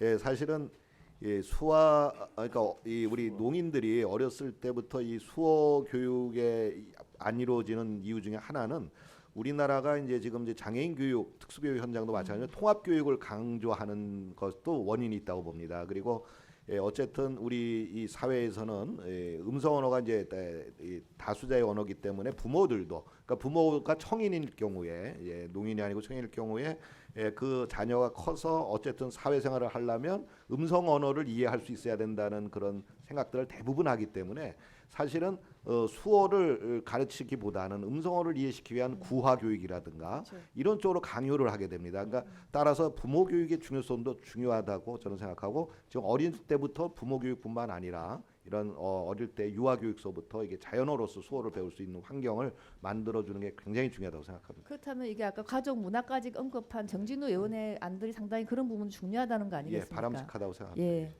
그다음에 이거 네 분께 모두 제가 좀 질의를 드리고 싶은데요. 수화 통역 서비스 센터를 설치한 내용을 다 담고 있습니다. 근데 혹시 이것이 이미 장애인 복지법에 규정되어 있는 센터와 규정이 돼서 좀 이게 중복이 되고 불필요하다는 지적이 있는데 이 부분에 대해서 네 부분의 의견을 다 듣고 싶습니다. 우선 뭐 제가 먼저 말씀을 드리자면요. 수화 통역 서비스 센터는 기존에 보건복지부가 운영하고 있는 것을 인정해 주는 것은 뭐 크게 어렵지 않다고 봅니다. 다만 이제 서로 주무부서 간에 이제 협의를 거치고요. 단지 보완해야 될 부분들을 이제 저희가 문체부 입장에서는 이제 보완해 주는 그런 방식으로 저는 법안에 들어가는 게 바람직하다고 봅니다. 저도 현재 그 전달 체계는 그대로 가는 게 좋다고 보고요. 제가 그 진술한 내용에 아까 우지은 교수님 말씀처럼 가족 내에서 이 수화에 대한 인식, 그 다음에 그 서비스 문제가 굉장히 부재하기 때문에 이 전달 체계를 좀 더 활용을 하면 좋겠다 생각이 돼서 현 전달 체계에 좀 더 좀 보완하는 방식으로 좀 이 법안에서는 좀 더 좀 수정이 되면 좋지 않을까 하는 생각을 갖고 있습니다. 예, 말씀하신 대로 수화토용센터와 관련해서는 장애인 복지법에 이미 명시가 되어 있긴 하지만 한국수호법 자체가 한국수호를 모호로 하는 농인들의 어떤 언어권을 근간으로 하는 최초의 법이라는 점에서 선언적인 의미가 있다고 보았기 때문에 이 부분을 포함을 요청드린 겁니다.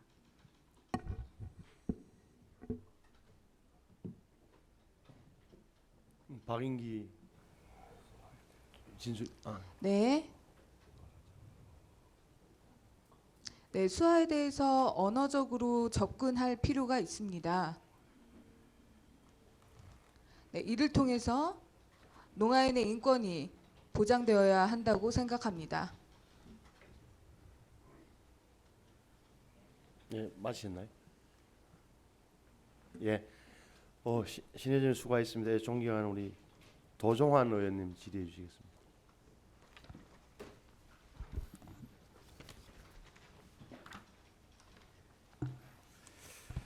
네, 도종환 의원입니다. 진술인들의 진술을 잘 들었고요. 수고 많으셨습니다. 발의된 법들을 살펴보면서 저도 참 필요한 법이라는 생각을 했습니다. 네 분 모두 법의 취지와 큰 틀의 내용에서는 이견이 없으신 것으로 보입니다. 오늘 논의를 통해 첫째, 의사소통 수단이란 차원에서 언어 차원으로 끌어올리고 있는 점. 둘째, 병리적 관점을 넘어 농인이 언어 문화적 관점으로 이 문제를 보고 있다는 점.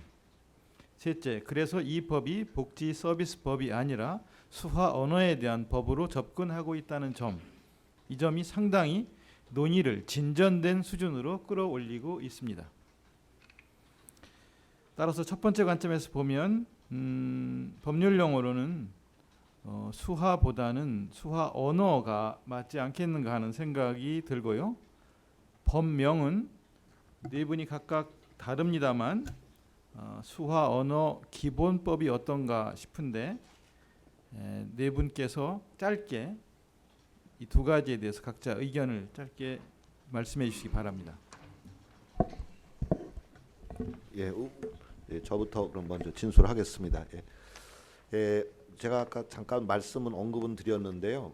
우선 기본법 부분에는 이제 아까 이미애 처장님도 말씀을 하셨는데, 우리 법률 전문가들 입장에서는 이제 기본법이라는 이제 프레임이 그야말로 기본적인 사항을 규정하고 거기에 필요한 것들을 이제 추가적으로 이제 법을 만들 때 그 기본법이라는 용어를 씁니다. 이제 그래서 근데 사실은 이 수호법은 기본법이라는 내용보다는 언어권 보장이라는 측면에 실질적인 내용이 저는 들어가야 된다고 보거든요.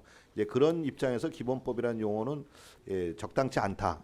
저는 이제 그렇게 생각을 하고, 그다음에 이제 이제 수화 언어냐 이제 수어냐 이제 수화냐 요 용어는 제 입장은 이제 발표했던 것처럼 물론 이제 수화가 대중성을 갖고 있는 건 사실입니다. 이제 역사성도 있고요. 그런데 이제 우리가 이 법을 만드는 근본적인 취지가 뭐냐? 결국 언어권 보장이라는 측면에서 볼 때 바람직한 용어는 이제 수어라고 보는데, 한 예를 들겠습니다. 이제 지금 우리나라에 장애인 복지법이 있습니다. 근데 장애인 복지법이 짧게 시간이 5분밖에 안 돼서 1분 내로 답변하겠습니다. 심신장애자 복지법이라고 1981년에 만들었습니다. 근데 그게 89년에 의원님들이 장애인 복지법으로 용어를 바꿨습니다. 즉 장애자가 장애인으로 법정 용어를 바꾼 겁니다.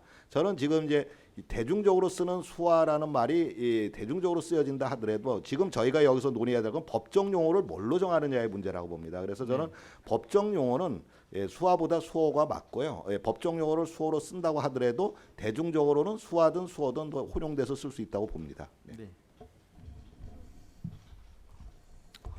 저는 아까 그 말씀드린 것처럼 우리 그 정진우 의원님 말씀처럼 그 언어의 역사성, 그 대중성을 고려를 해서요.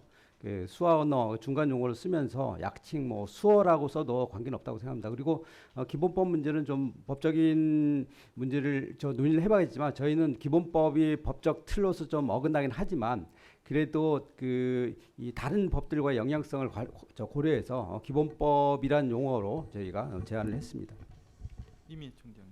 예, 저희도 처음 초기에는 국어 기본법의 그 법제명을 준용을 해서 기본법이라는 용어를 썼었는데 저희가 이제 법률 전문가가 아니다 보니까 법률 전문가로부터 많은 자문을 받다 보니까 저희가 준비한 법안의 전체적인 내용상 이런 종합법적인 성격이 강하기 때문에 기본법이라는 법제명 타당하지 않다라는 그런 제안을 저희가 수용해서 한국 수어법으로 정하게 된 거고요.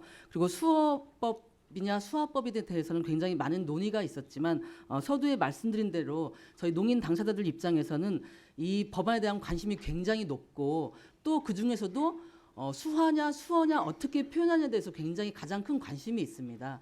그런데 당사자들 중심으로 기존에 제가 볼 때는 정서적인 게 굉장히 많이 반영됐다고 보는데요. 수화 사용자로서 계속 차별받고 소외되어 왔기 때문에 이러한 법안을 제정하면서는 우리가 뭔가 새롭게 한번 바꿔보자 그런 농인들의 마음이 많이 담긴 것 같아요. 그래서 수화 언어 이런 표현이 된다면 이것은 그냥 수단적인 것일 뿐이다. 언어의 수단이고 우리가 언어로서의 가치는 포기한다라는 그런 정서가 농인들에게 반영이 되어서 저희 설문조사 결과가 수어로 높게 나왔기 때문에 저희가 어떻게 보면 이제 수어법이 이제 시작해서 물론 그동안의 역사성과 사회성도 있어야 되지만 좀 미래지향적인 것들을 담보하기 위해서는 농인들이 그 주장하는 수어로 하는 것이 바람직하다는 의견 하에서 저희가 수어법으로 법제명을 정했습니다. 수어 앞에 한국 수어로 붙이신 이유에 대해서 짧게 이제 아무래도 저희가 그 수어 이러면 그냥 세계 각국의 수어가 다 있기 때문에 우리 한국 수어의 고유성을 좀 더 인정하자 이런 의미에서 한국이라는 용어를 붙이게 되었습니다. 네. 네, 두 가지에 대해서 말씀드리겠습니다. 먼저 수화 그리고 수어에 대한 용어에 대해서 말씀을 드리겠습니다. 네, 중국에서는 수어라고 지금 사용을 하고 있고 일본에서는 수화로 사용을 하고 있습니다. 그렇기 때문에 저의 생각으로는 이 법이 제정이 된다면 수화든지 수어든지 이것은 그렇게 중요한 문제는 아니라고 생각합니다. 하지만 지금 농아인들이 원하는 용어는 수어인 것으로 드러나고 있습니다. 그리고 두 번째에 대한 답변 드리겠습니다. 이 법제명에 대해서 말씀을 드리고 싶은데요. 저는 법률 전문가가 아니기 때문에 이 법제명에 대한 전문적인 지식을 갖고 있지는 않지만 네, 만약에 기본법으로 사용을 하게 된다면 여러 관계 법률을 더 만드는 데 쉽게 적용될 수 있을 것이라고 생각합니다. 그렇기 때문에 수화법으로만 끝나는 것이 아니라 앞으로 향후 생길 수 있는 여러 가지 법률적인 관계를 고려한다면 네, 그런 의미를 담아서 수어 기본법으로 제정하는 것이 바람직하겠다는 생각입니다. 우주영 교수님께 한 가지 더 여쭙겠습니다. 4개 법안에는 통역 인력 양성, 그다음에 수화 통역센터 설치 등에 대한 내용이 반영되어 있는데요. 근데 현재 관련 법인 장애인 복지법과 장애인 차별 금지 및 권리 구제 등에 관한 법률에도 수화 통역사 양성, 통역사 배치, 통역센터에 대한 규정 등이 반영되어 있거든요. 수화 언어 관련 법에 이 내용들을 반영시키는 부분에 대해서는 어떻게 생각하시는지 의견 부탁드립니다. 예, 이게 사실은 이제 하나의 언어권을 인정한다는 이제 종합적인 의미의 법으로서 이제 이게 저는 접근한 거라고 생각이 들었어요. 지금 그 수화 통역 서비스 부분은 그런 부분에서 그냥 언급만 하고 이렇게 이제 연계되는 그런 저는 취지라고 생각을 합니다. 근데 그 외에 더 중요한 것은 수어 교원 양성이라든가 이제 수어 이제 이 기존 제도에 없는 부분들이 저는 추가되는 것이 더 바람직하다고 생각합니다. 예, 도사님 고맙습니다. 이어서 이혜리 의원님, 근데 이거 한국 수어법을 공동 발의 대표 발의하셨는데 질의할 게 특별히 짧게 해주세요. 네, 이렇게 오셔서 고생 많으시고요. 굉장히 오늘 의미 있는 날인 것 같습니다. 이 법안이 한 2년 전에 의원님들이 다 이렇게 발의를 하셨고요. 정말 추운 겨울에 그 텐트를 이렇게 치고 그 안에 그 석유난로, 공기도 한기가 안 되고 그러는데 석유난로를 이렇게 펴놓고 거기에서 앉아 계실 때 제가 들어가서 이 한기가 안 돼서 졸도하신다고 제가 이러면서 그 말씀도 드렸고요. 왜 이게 빨리 안 되나라고 했는데 오늘 이렇게 공청회를 갖게 된 거는 정말 모든 대한민국에 계신 그 농민들께 정말 지금 시작에 불과하지만 진심으로 축하드리고 마음으로 정말 이렇게 함께하고 싶습니다. 그 여러 가지 지금 의원님들 좋은 말씀 많이 주셨고 네 분의 증인께서도 말씀하셨지만 대체적인 것의 일치는 해야 된다라는 것에 대해서 일치가 됐고 또 그 농민으로 해야 되는 문제 수어냐 뭐 거의 다 일치되는 것 같습니다. 큰 틀에서 이렇게 마음을 모아주시는 거 우선 법안 발의 우리 한국농아인협회랑 함께 해서 한 거에 대해서 굉장히 의미가 있었고요. 오늘 이렇게 논의되면서 의원님들께서 주신 말씀 교육의 문제 정규 교육으로 갈 거냐 하는 문제 기본법이 좋으냐 아니면 뭐 이렇게 수화법으로 가야 되느냐 뭐 이런 여러 가지 문제들은 저도 이제 법안 소위에 그 함께 하는데 법안 소위를 하면서 열심히 저도 좀 잘 정리하고 앞으로 그 해가는 과정에서 지금 여기 나와주신 모든 분들의 말씀을 계속적으로 잘 들어서 한꺼번에 다 100% 만족할 수는 없더라고요. 저도 이렇게 보면 그래서 어쨌든 현재에서의 최상의 정말 그 대한민국 모두 국민이 이렇게 인정하고 정말 이 새로운 걸 만들어 간다라는 것은 얼마나 그 의미가 있습니까? 어쨌든 잘 만들어서 여러분들께 정말 좋은 그런 그 보답이 될 수 있게 보안 발의자로서 열심히 노력을 하겠습니다. 정말 의미 있는 시간이 함께 된 거 저 자신으로도 굉장히 그 의미도 있고 아주 뜻깊게 생각을 합니다. 이혜리 의원님 고맙습니다. 이어서 종료는 박홍근 의원님 질의해 주시기 바랍니다. 서울 중랑을의 박홍근 의원입니다. 저도 법안 소위원이기 때문에 오늘 주신 말씀을 이후 심사 과정에서 충분하게 반영하도록 이렇게 하겠습니다. 지난 3년 동안 그 농아인들께서 참으로 많은 노력을 해오셨는데 국회가 좀 논의가 더딘 점, 그래서 이제서야 논의가 본격적으로 시작된 점에 대해서는 죄송스럽게 생각을 하고 이제 뒤늦게라도 공청회가 시작돼서 법 제정의 속도가 붙게 된 것은 또 다행이라고 생각을 합니다. 기본적으로 법 제정의 어떤 필요성과 기본 방향 또 원칙에 대해서는 큰 이견이 없기 때문에 법 제정까지는 큰 어려움이 없을 걸로 저도 보고 있습니다. 관련해서 이후에 저희가 심사 과정에서 좀 이렇게 참고하기 위해서 몇 가지만 좀 여쭤보겠습니다. 우선 이 법령 용어에 대해서 여러 가지 의견이 있었습니다만은 제가 오늘 그 여러 진술인들의 말씀이나 또 여러 의원님들의 질의를 들으면서 받는 생각은 이렇습니다. 이게 이제 혹시 제가 잘못 정리를 하고 있다라면은 이후에 저에게 개별적으로라도 의견을 좀 주시기 바랍니다. 저는 쭉 전반적 얘기를 좀 들어보면서 이게 향후 공용어적인 그 의미 부여도 함께 해야 되기 때문에 법령 용어에는 저는 한국 수화 언어로 하되 실제 이 법령에 아예 약칭 수어로 한다 이렇게 하는 건 어떨까 싶고요. 그리고 또 이제 아까 말씀하신 것처럼 의사소통은 또 수화로 하는 부분 있잖아요. 이런 것들이 아예 법적 용어에 다 들어가서 지금 현재 우리 그 농인들의 그런 의견들이 좀 전반적으로 다 반영되는 방향으로 용어가 좀 정비되면 어떨까 하는 생각입니다. 그래서 이따가 좀 진술할 기회가 있으실 때 여기에 대한 의견도 한번 좀 줘보시기 바랍니다. 그리고 이 문제에 대해서 워낙 얘기가 많이 나왔기 때문에 그 정도로 제 의견을 우선 좀 전달을 좀 해보는 것이고요. 그리고 유사수어 체계와 관련해서 이혜리사 의원 안에는 규정이 있습니다만은 다른 법안에는 이게 없습니다. 문체부에서는 이게 이제 문체부에서도 이게 상당수의 뭐 농인 청인이 유사수어 체계를 사용 중이라는 현실을 감안해서 이 법률 안에 유사수어 체계를 선택할 수 있도록 해도 과연 한국 이런 수화 언어 보급과 확대 차질이 생기거나 또 교육 현장에서 혼선 등은 없겠는지 좀 우려되는 부분이 저로서는 좀 있습니다.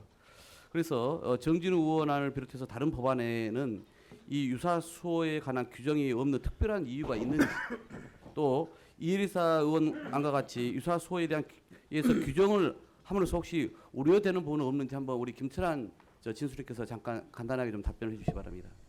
예, 유사 수화 체계는 제가 알기로 한국서와 대비되는 그 아까 우리 임혜 총장님 말씀하신 그 농인의 모국어가 아닌 그 청인들, 비장애인들의 그 이 의도적인 수어로 그 알고 있습니다. 그래서 저는 그 유사 수화 체계를 정의를 해주는 것도 타당하다고 봅니다. 저는 반대를 하지는 않습니다. 네, 알겠습니다.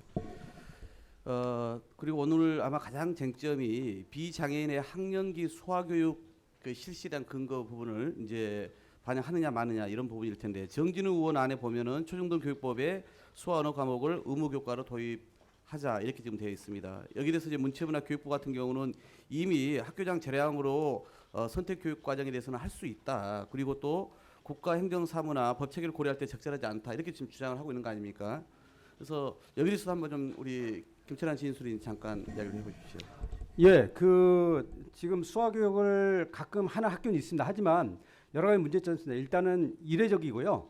두 번째는 그 자격을 갖추지 않는 교사들, 그러니까 수화 교사들, 그 수화를 지도할 만한 그 적정한 자격을 갖지 못한 분들이 그 가리키는 걸 저는 알고 있습니다. 그래서 수화 교육을 체계적으로 하기 위해서는 또한 이거를 일회성 어떤 그 취미 형태로 가지 않고 그 정기적인 그 교육으로 가기 위해서는 나름대로 최소한의 그 교육부의 의무를 좀 더 줄이면 저희가 의무를 그 강화시키는 게 아니기 때문에 줄이면서 근거를 만들어줘야 그런 그 체계적인 교육과 전문화된 교사들이 투입이 될 것이라는 생각이 들어서 저는 굉장히 필요한 부분이라고 생각합니다. 예, 이 부분은 저도 뭐 좀 더 의견을 드리고 싶습니다만 시간이 많지 않기 때문에 이 총장님께 한번 이 부분 있지 않습니까? 그러니까 사실은 초중등 교육 과정에 대해서는 지금 법이 여러 가지로 이렇게 혼선을 중복해서 저희가 근거를 둘 수는 없거든요.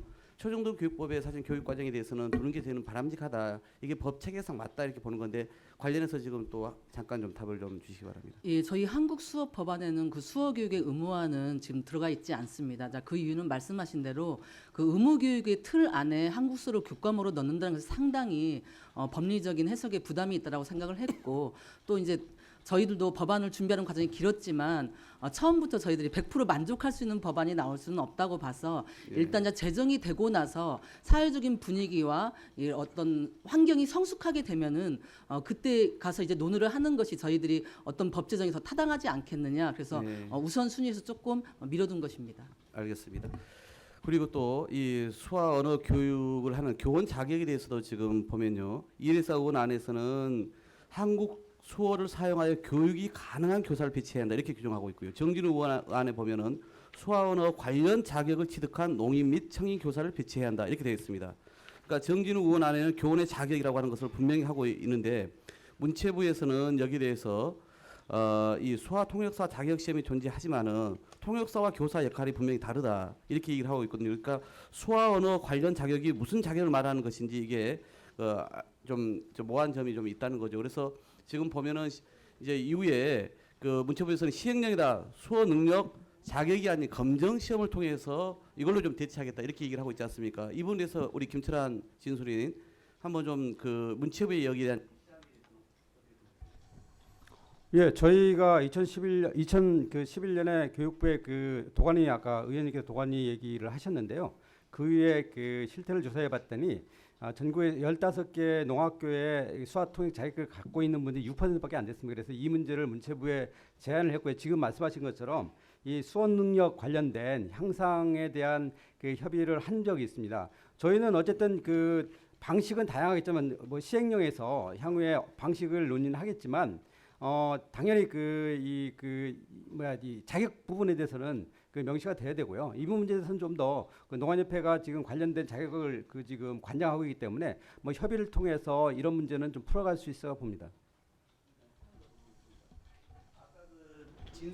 진술하시면서 마무리 말씀에 이 공청회 이후에 좀 더 많은 그 농민들의 의견 수렴의 뭐 과정과 절차가 좀 더 필요하다고 본다 이렇게 말씀을 하시더라고요. 그게 어떤 의미인지 이 공청회 이후에 또 별도의 의견 수렴 과정이 왜 필요한지 뭐가 빠져서 그런 것인지 이 부분을 좀 마지막으로 좀 설명해 주시기 바랍니다. 예, 제가 그 지역에 몇 군데 돌아다니면서 여쭤봤더니 그 이 법에 대해서 논의되는 과정을 잘 모르신 분들이 계시더라고요. 그래서 저는 뭐 별도의 다시 뭐 토론 공청회를 갖는 거는 불필요하다고 보고요. 뭐 지금 농안협회도 있고 저희 그 수화 관련된 법을 만들기 위해서 주식회도 있고 그래서 뭐 그런 조직들을 통해서 좀 더 그 의견 보완, 그러니까 농인들이 아까 그 여러 차례 박은기 관장님도 말씀했지만 그 정보 전달에는 의사 전달이 제대로 안 되기 때문에 이 과정을 잘 모르시는 분들 굉장히 많습니다. 내용도 잘 모르시는 분 많기 때문에 그런 기간을 조금이라도 주시면 그 단체를 통해서 하든 단체 다시 홍보를 하니까 통해서 그런 기간을 주시면 좋겠다는 취지입니다. 네, 박원곤 의원 수고하셨습니다. 이어서 김혜선 의원 질의해 주십시오.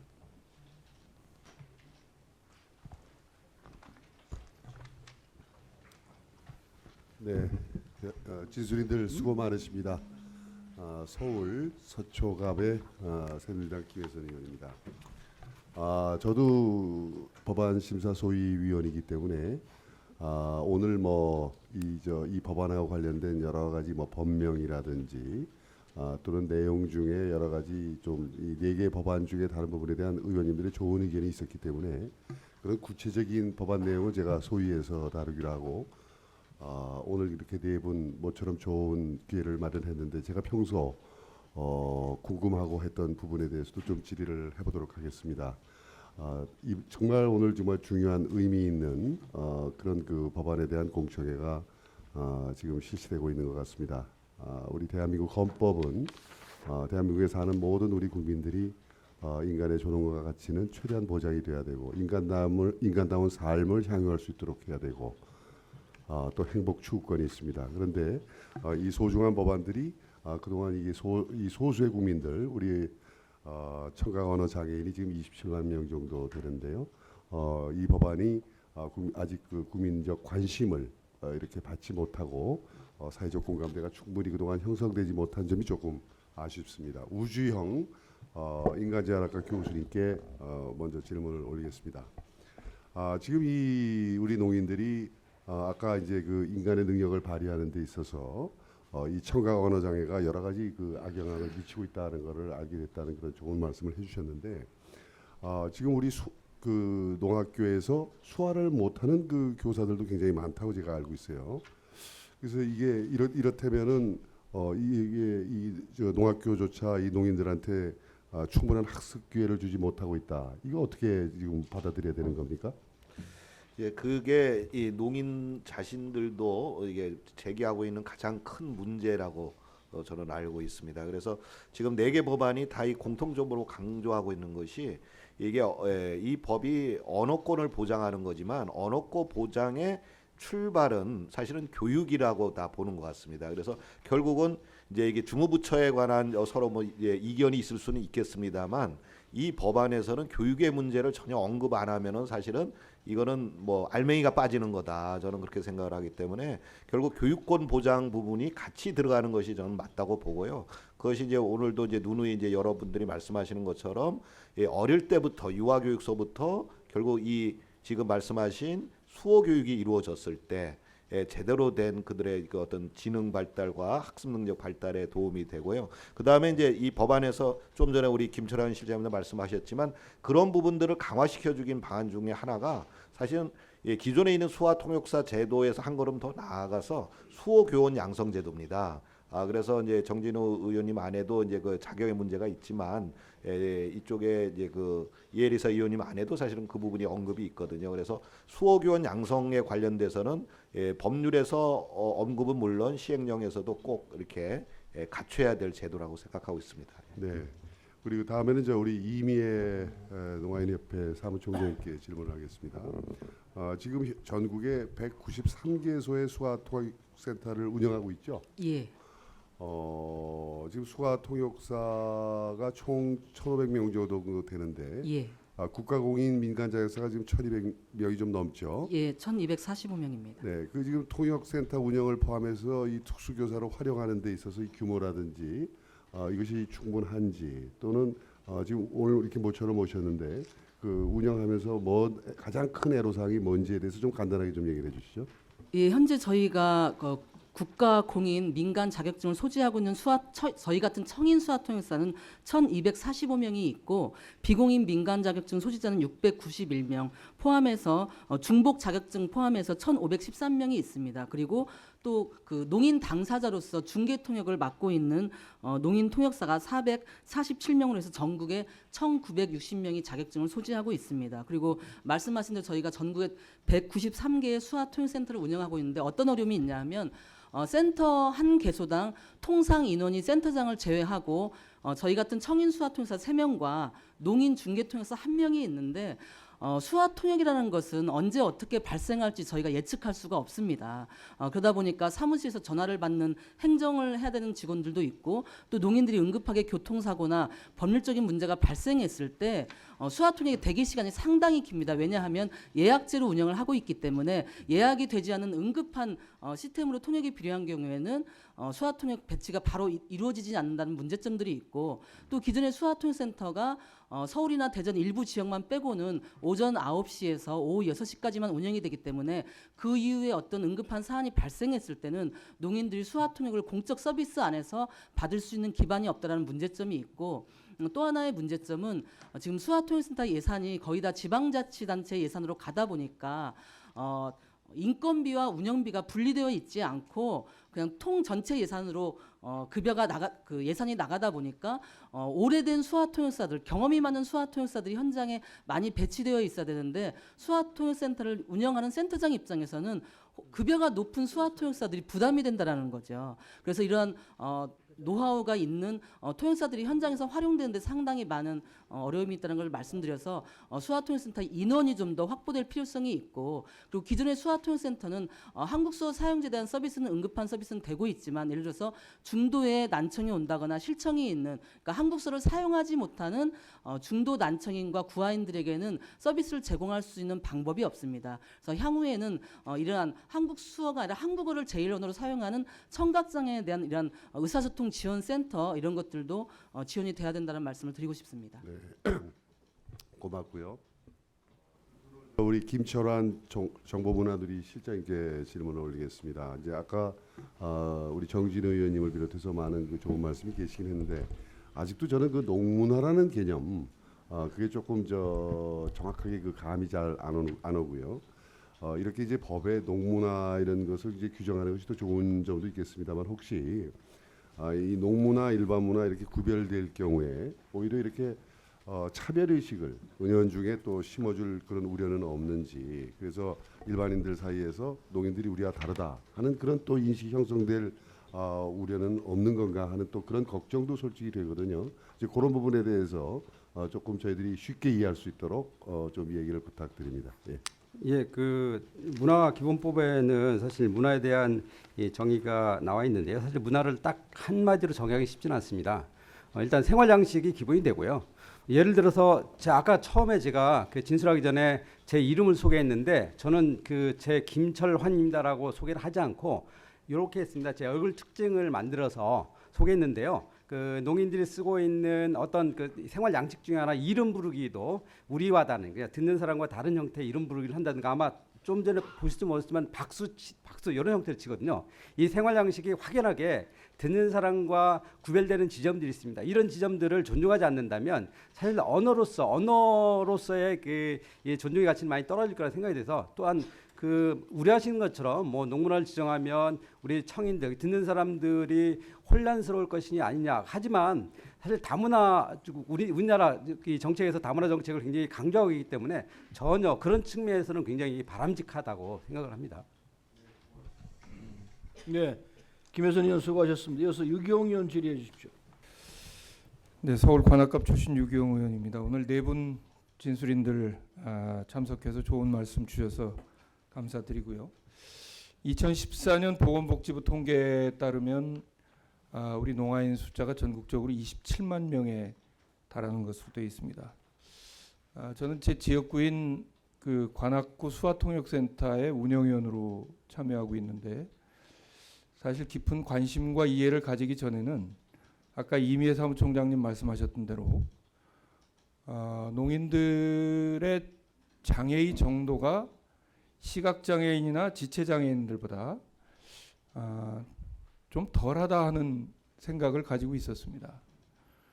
그런데 아까 이미애 총장님께서 잘 설명을 하셨지만 실제로는 이 음성언어로 소통 못한다는 것이 우선 몸이 아파서 병원에 갈 때 특히 가장 곤란한 경우들이 어떤 사건에 연루돼서 경찰서 같은 데 갔을 때 받는 불이익. 그런데 수화통역센터의 수화통역사들이 그 한 구 내에 그런 것들을 다 소화할 수가 없습니다. 그리고 최근에 이제 활용되고 있는 화상전화기도 보급률이 대단히 낮고요. 공공의료기관에서 서울대학병원에는 한 명 있는 걸로 제가 알고 있는데 보라매 병원에는 전담 수화통역사가 없습니다. 지금 이런 형편에 있기 때문에 어떤 의미에서는 수화를 대한민국의 공식 언어로 인정하고 사용 환경을 개선하기 위한 수어 법률 제정에 적극적으로 동의하고 오늘 뭐 네 분 진술인도 다 같은 뜻인 것 같고 우리 존경하는 의원님들도 뭐 이 점에 대해서 이견이 있는 것 같지는 않습니다. 그것을 전제로 몇 가지만 좀 질문드리도록 하겠습니다. 먼저 우주영 교수님께 질문드리겠는데요. 4개 법률에서 수어의 주체를 제각각 다른 표현으로 규정하고 있습니다. 우선 이엘사 의원님 법안에서는 농인, 그리고 이상민 의원 법안에서는 청각장애인, 그리고 정진우 의원님 법안에서는 농인과 수화언어 사용자, 그리고 정우택 의원 법안에서는 수화를 제1언어로 사용하는 사람 이렇게 되어 있는데 수화 사용인들의 권리를 좀 더 넓게 주장하기 위해 우리 우 교수님께서는 어떤 용어가 가장 적합하다고 생각하십니까? 아까 몇 분들은 뭐 말씀을 하셨는데요. 다시 한번 좀 설명을 해주시기 바랍니다. 예, 그 수어를 사용하는 주체는 우선 이제 제일 수혜자가 있고요. 그다음에 이제 세컨드 두 번째 제일 수혜자가 있다고 저는 이렇게 좀 구별할 필요가 있다고 좀 생각을 합니다. 그래서 제일 그 첫 번째 그 수범자로는 저는 농인이 맞다고 생각을 하고요. 그리고 이제 이 농아와 이제 청각장애인에 대한 용어가 왜 적합하지 않은가는 이미 앞에 분들도 설명을 하셨기 때문에 그걸로 충분하다는 생각이 들고요. 다만 한 가지 부연 설명을 드리자면 농인이라고 해서 말을 못하는 건 아닙니다. 농인도 듣지를 못하는 것이 말을 못하는 건 아니거든요. 그러니까 이게 농아인 이것도 사실 적합하지 않고 청각 언어장애 이것도 적합하지 않거든요. 그런데 청각 언어장애 내지는 농아인들도 수화를 사용할 권리는 있는 겁니다. 그러니까 그분들까지 포함하는 용어 개념이 저는 이제 확대된 2차적인 이제 수혜자라고 생각을 합니다. 그래서 법에서는 1차적인 이제 수범자랑 2차적인 수범자까지 확대하는 것을 이렇게 좀 규정해 놓는 것이 저는 바람직하다고 생각합니다. 어쨌든 지금 4개 법안에 각각 따로 표현된 걸 좀 정리할 필요는 있는 거죠. 네, 구체적으로 이제 우리 뭐 법안 소위 과정에서 지금 설명해 주신 대로 1차 수혜 대상자와 좀 더 확대된 개념 정리가 좀 필요하다고 생각합니다. 이미애 사무총장님께 지금 한 개 법안을 제외하고는 수어를 국어와 동등한 자격의 공식 언어로 법률 목적에 명시하고 있는데 다른 나라 사례는 뭐 우리나라보다 좀 앞서서 이렇게 규정한 다른 나라 사례에 대해서 좀 말씀해 주실 수 있겠습니까? 예, 저희가 이 수어 법안을 준비하면서 해외 각국의 사례들을 전부 다 이제 법안들을 살펴봤는데요. 이제 뭐 대표적으로 뉴질랜드의 수어법을 저희가 이제 많이 봤습니다만은 실은 오지현 교수님께서 말씀하신 대로 유럽 연합이라든가 또 세계 각국에서 자국의 농인들이 사용하는 수어를 공용어로 또 선택을 하고 있습니다. 그리고 우리 한국에서도 저희가 말하는 그 대한민국의 공용어라는 것은 뭐 전체 국민이 아니라 농인, 한국어를 제1언어를 사용하는 농인들의 공용어로 규정을 하고 있는 것이고요. 저는 수어법에서 이 부분은 절대로 빠지면 안 되는 매우 중요한 내용. 왜냐하면 앞으로 이제 이것들이 지방자치단체나 또 그러한 책무를 가지고 있는 공공기관의 어떤 책무성을 부여하는 데 있어서 굉장히 중요한 개념이라고 생각을 합니다. 네, 고맙습니다. 오늘 박인기 진술인 관장님의 진술이 뭐 여러 의원님들에게 아마 깊은 느낌을 줬을 거라고 생각하는데, 본 의원이 2014년에 교육부 산하 공공기관들이 장애인 의무 고용률을 준수하지 못해서 납부한 고용 부담금이, 그러니까 그 3% 의무 고용률을 하지 못하면 부담금을 내야 되는데 그 액수가 186억 지적한 바가 있습니다. 조금만 더 하겠습니다. 그러니까 쉽게 말씀드리면 아까 박인기 관장님께서 여러 가지 생활상의 불이익이나 이런 점에 대해서도 말씀해 주셨는데, 사실은 그 가장 기본적인 삶의 질, 뭐 고용이라는 것이 최대의 복지라는 얘기도 있습니다만, 우리 박인기 관장님 아까 말씀하신 것 외에 이 법이 통과돼서 이 수어가 그 우리 음성 언어와 좀 동등한 자격을 갖는 언어로 이렇게 됐을 경우에 우리 그 농인들이 받을 수 있는 혜택에 대해서 어떤 변화가 일어날 것인가에 대해서 조금만 더 설명을 해주셨으면 좋겠습니다. 네, 답변 드리겠습니다. 간단한 몇 가지 사례를 말씀드리고 싶습니다. 지금 삼성전자 연구소에 보면 연구원 가운데 농인이 한 명 근무하고 있습니다. 그 농인은 듣지 못하고 우리 비장애인들처럼 자연스럽게 언어 구사를 사용할 수는 없지만 수어를 가지고 의사소통하고 근무할 수 있는 환경을 제공받고 있는 것으로 알고 있습니다. 만약에 이것처럼 법에서 이런 환경들을 보장을 해준다면 비장애인처럼 말하지 못하고 들을 수 없는 농인이라도 수어를 사용해서 비장애인과 똑같은 환경에서 일을 할 수 있는 환경이 생길 거라고 생각합니다. 이와 같은 배려를 할 수 있는 근간이 수어법이 될 수 있다고 생각하고요. 또 다른 사례를 하나 말씀드리겠습니다. 어떤 농인은 대구에 있는 삼성 관련 업체에서 근무를 하고 있습니다. 공채에 합격을 해서 입사를 했음에도 거기서 수어 통역 지원이라든지 의사소통할 수 있는 환경을 마련해 주지 못해서 농인이 그 노동 환경을 견디다가 결국 견디지 못하고 6개월 만에 사퇴, 자진 퇴사를 한 적이 있습니다. 만약에 수와 관련된 법안이 있어서 이들의 권리를 보장해 주느냐 그렇지 못하느냐에 따라 농인들의 노동, 근로의 가능 여부가 판가름 난다고 생각합니다. 이와 같은 차이가 있을 수 있습니다. 간단하게 답변드렸습니다. 네, 유경 의원 수고하셨습니다. 이어서 강은 의원 질의해 주십시오. 네, 네 분 진술인들의 진술 잘 들었습니다. 제가 오늘 박인기 관장님께서 이 진술을 하시는 걸 보고 또 통역하는 거를 들어보면 정말 우리 수어가 굉장히 정교한 언어라는 생각이 듭니다. 오늘 늦게라도 이 법안이 이제 제정이 되어서 농인들한테 실질적인 혜택이 될 수 있는 법이 되었으면 하는 바람입니다. 우선 4개의 법안에서 조금 더 실질적인 문제에 대해서 언급을 할 수밖에 없는데요.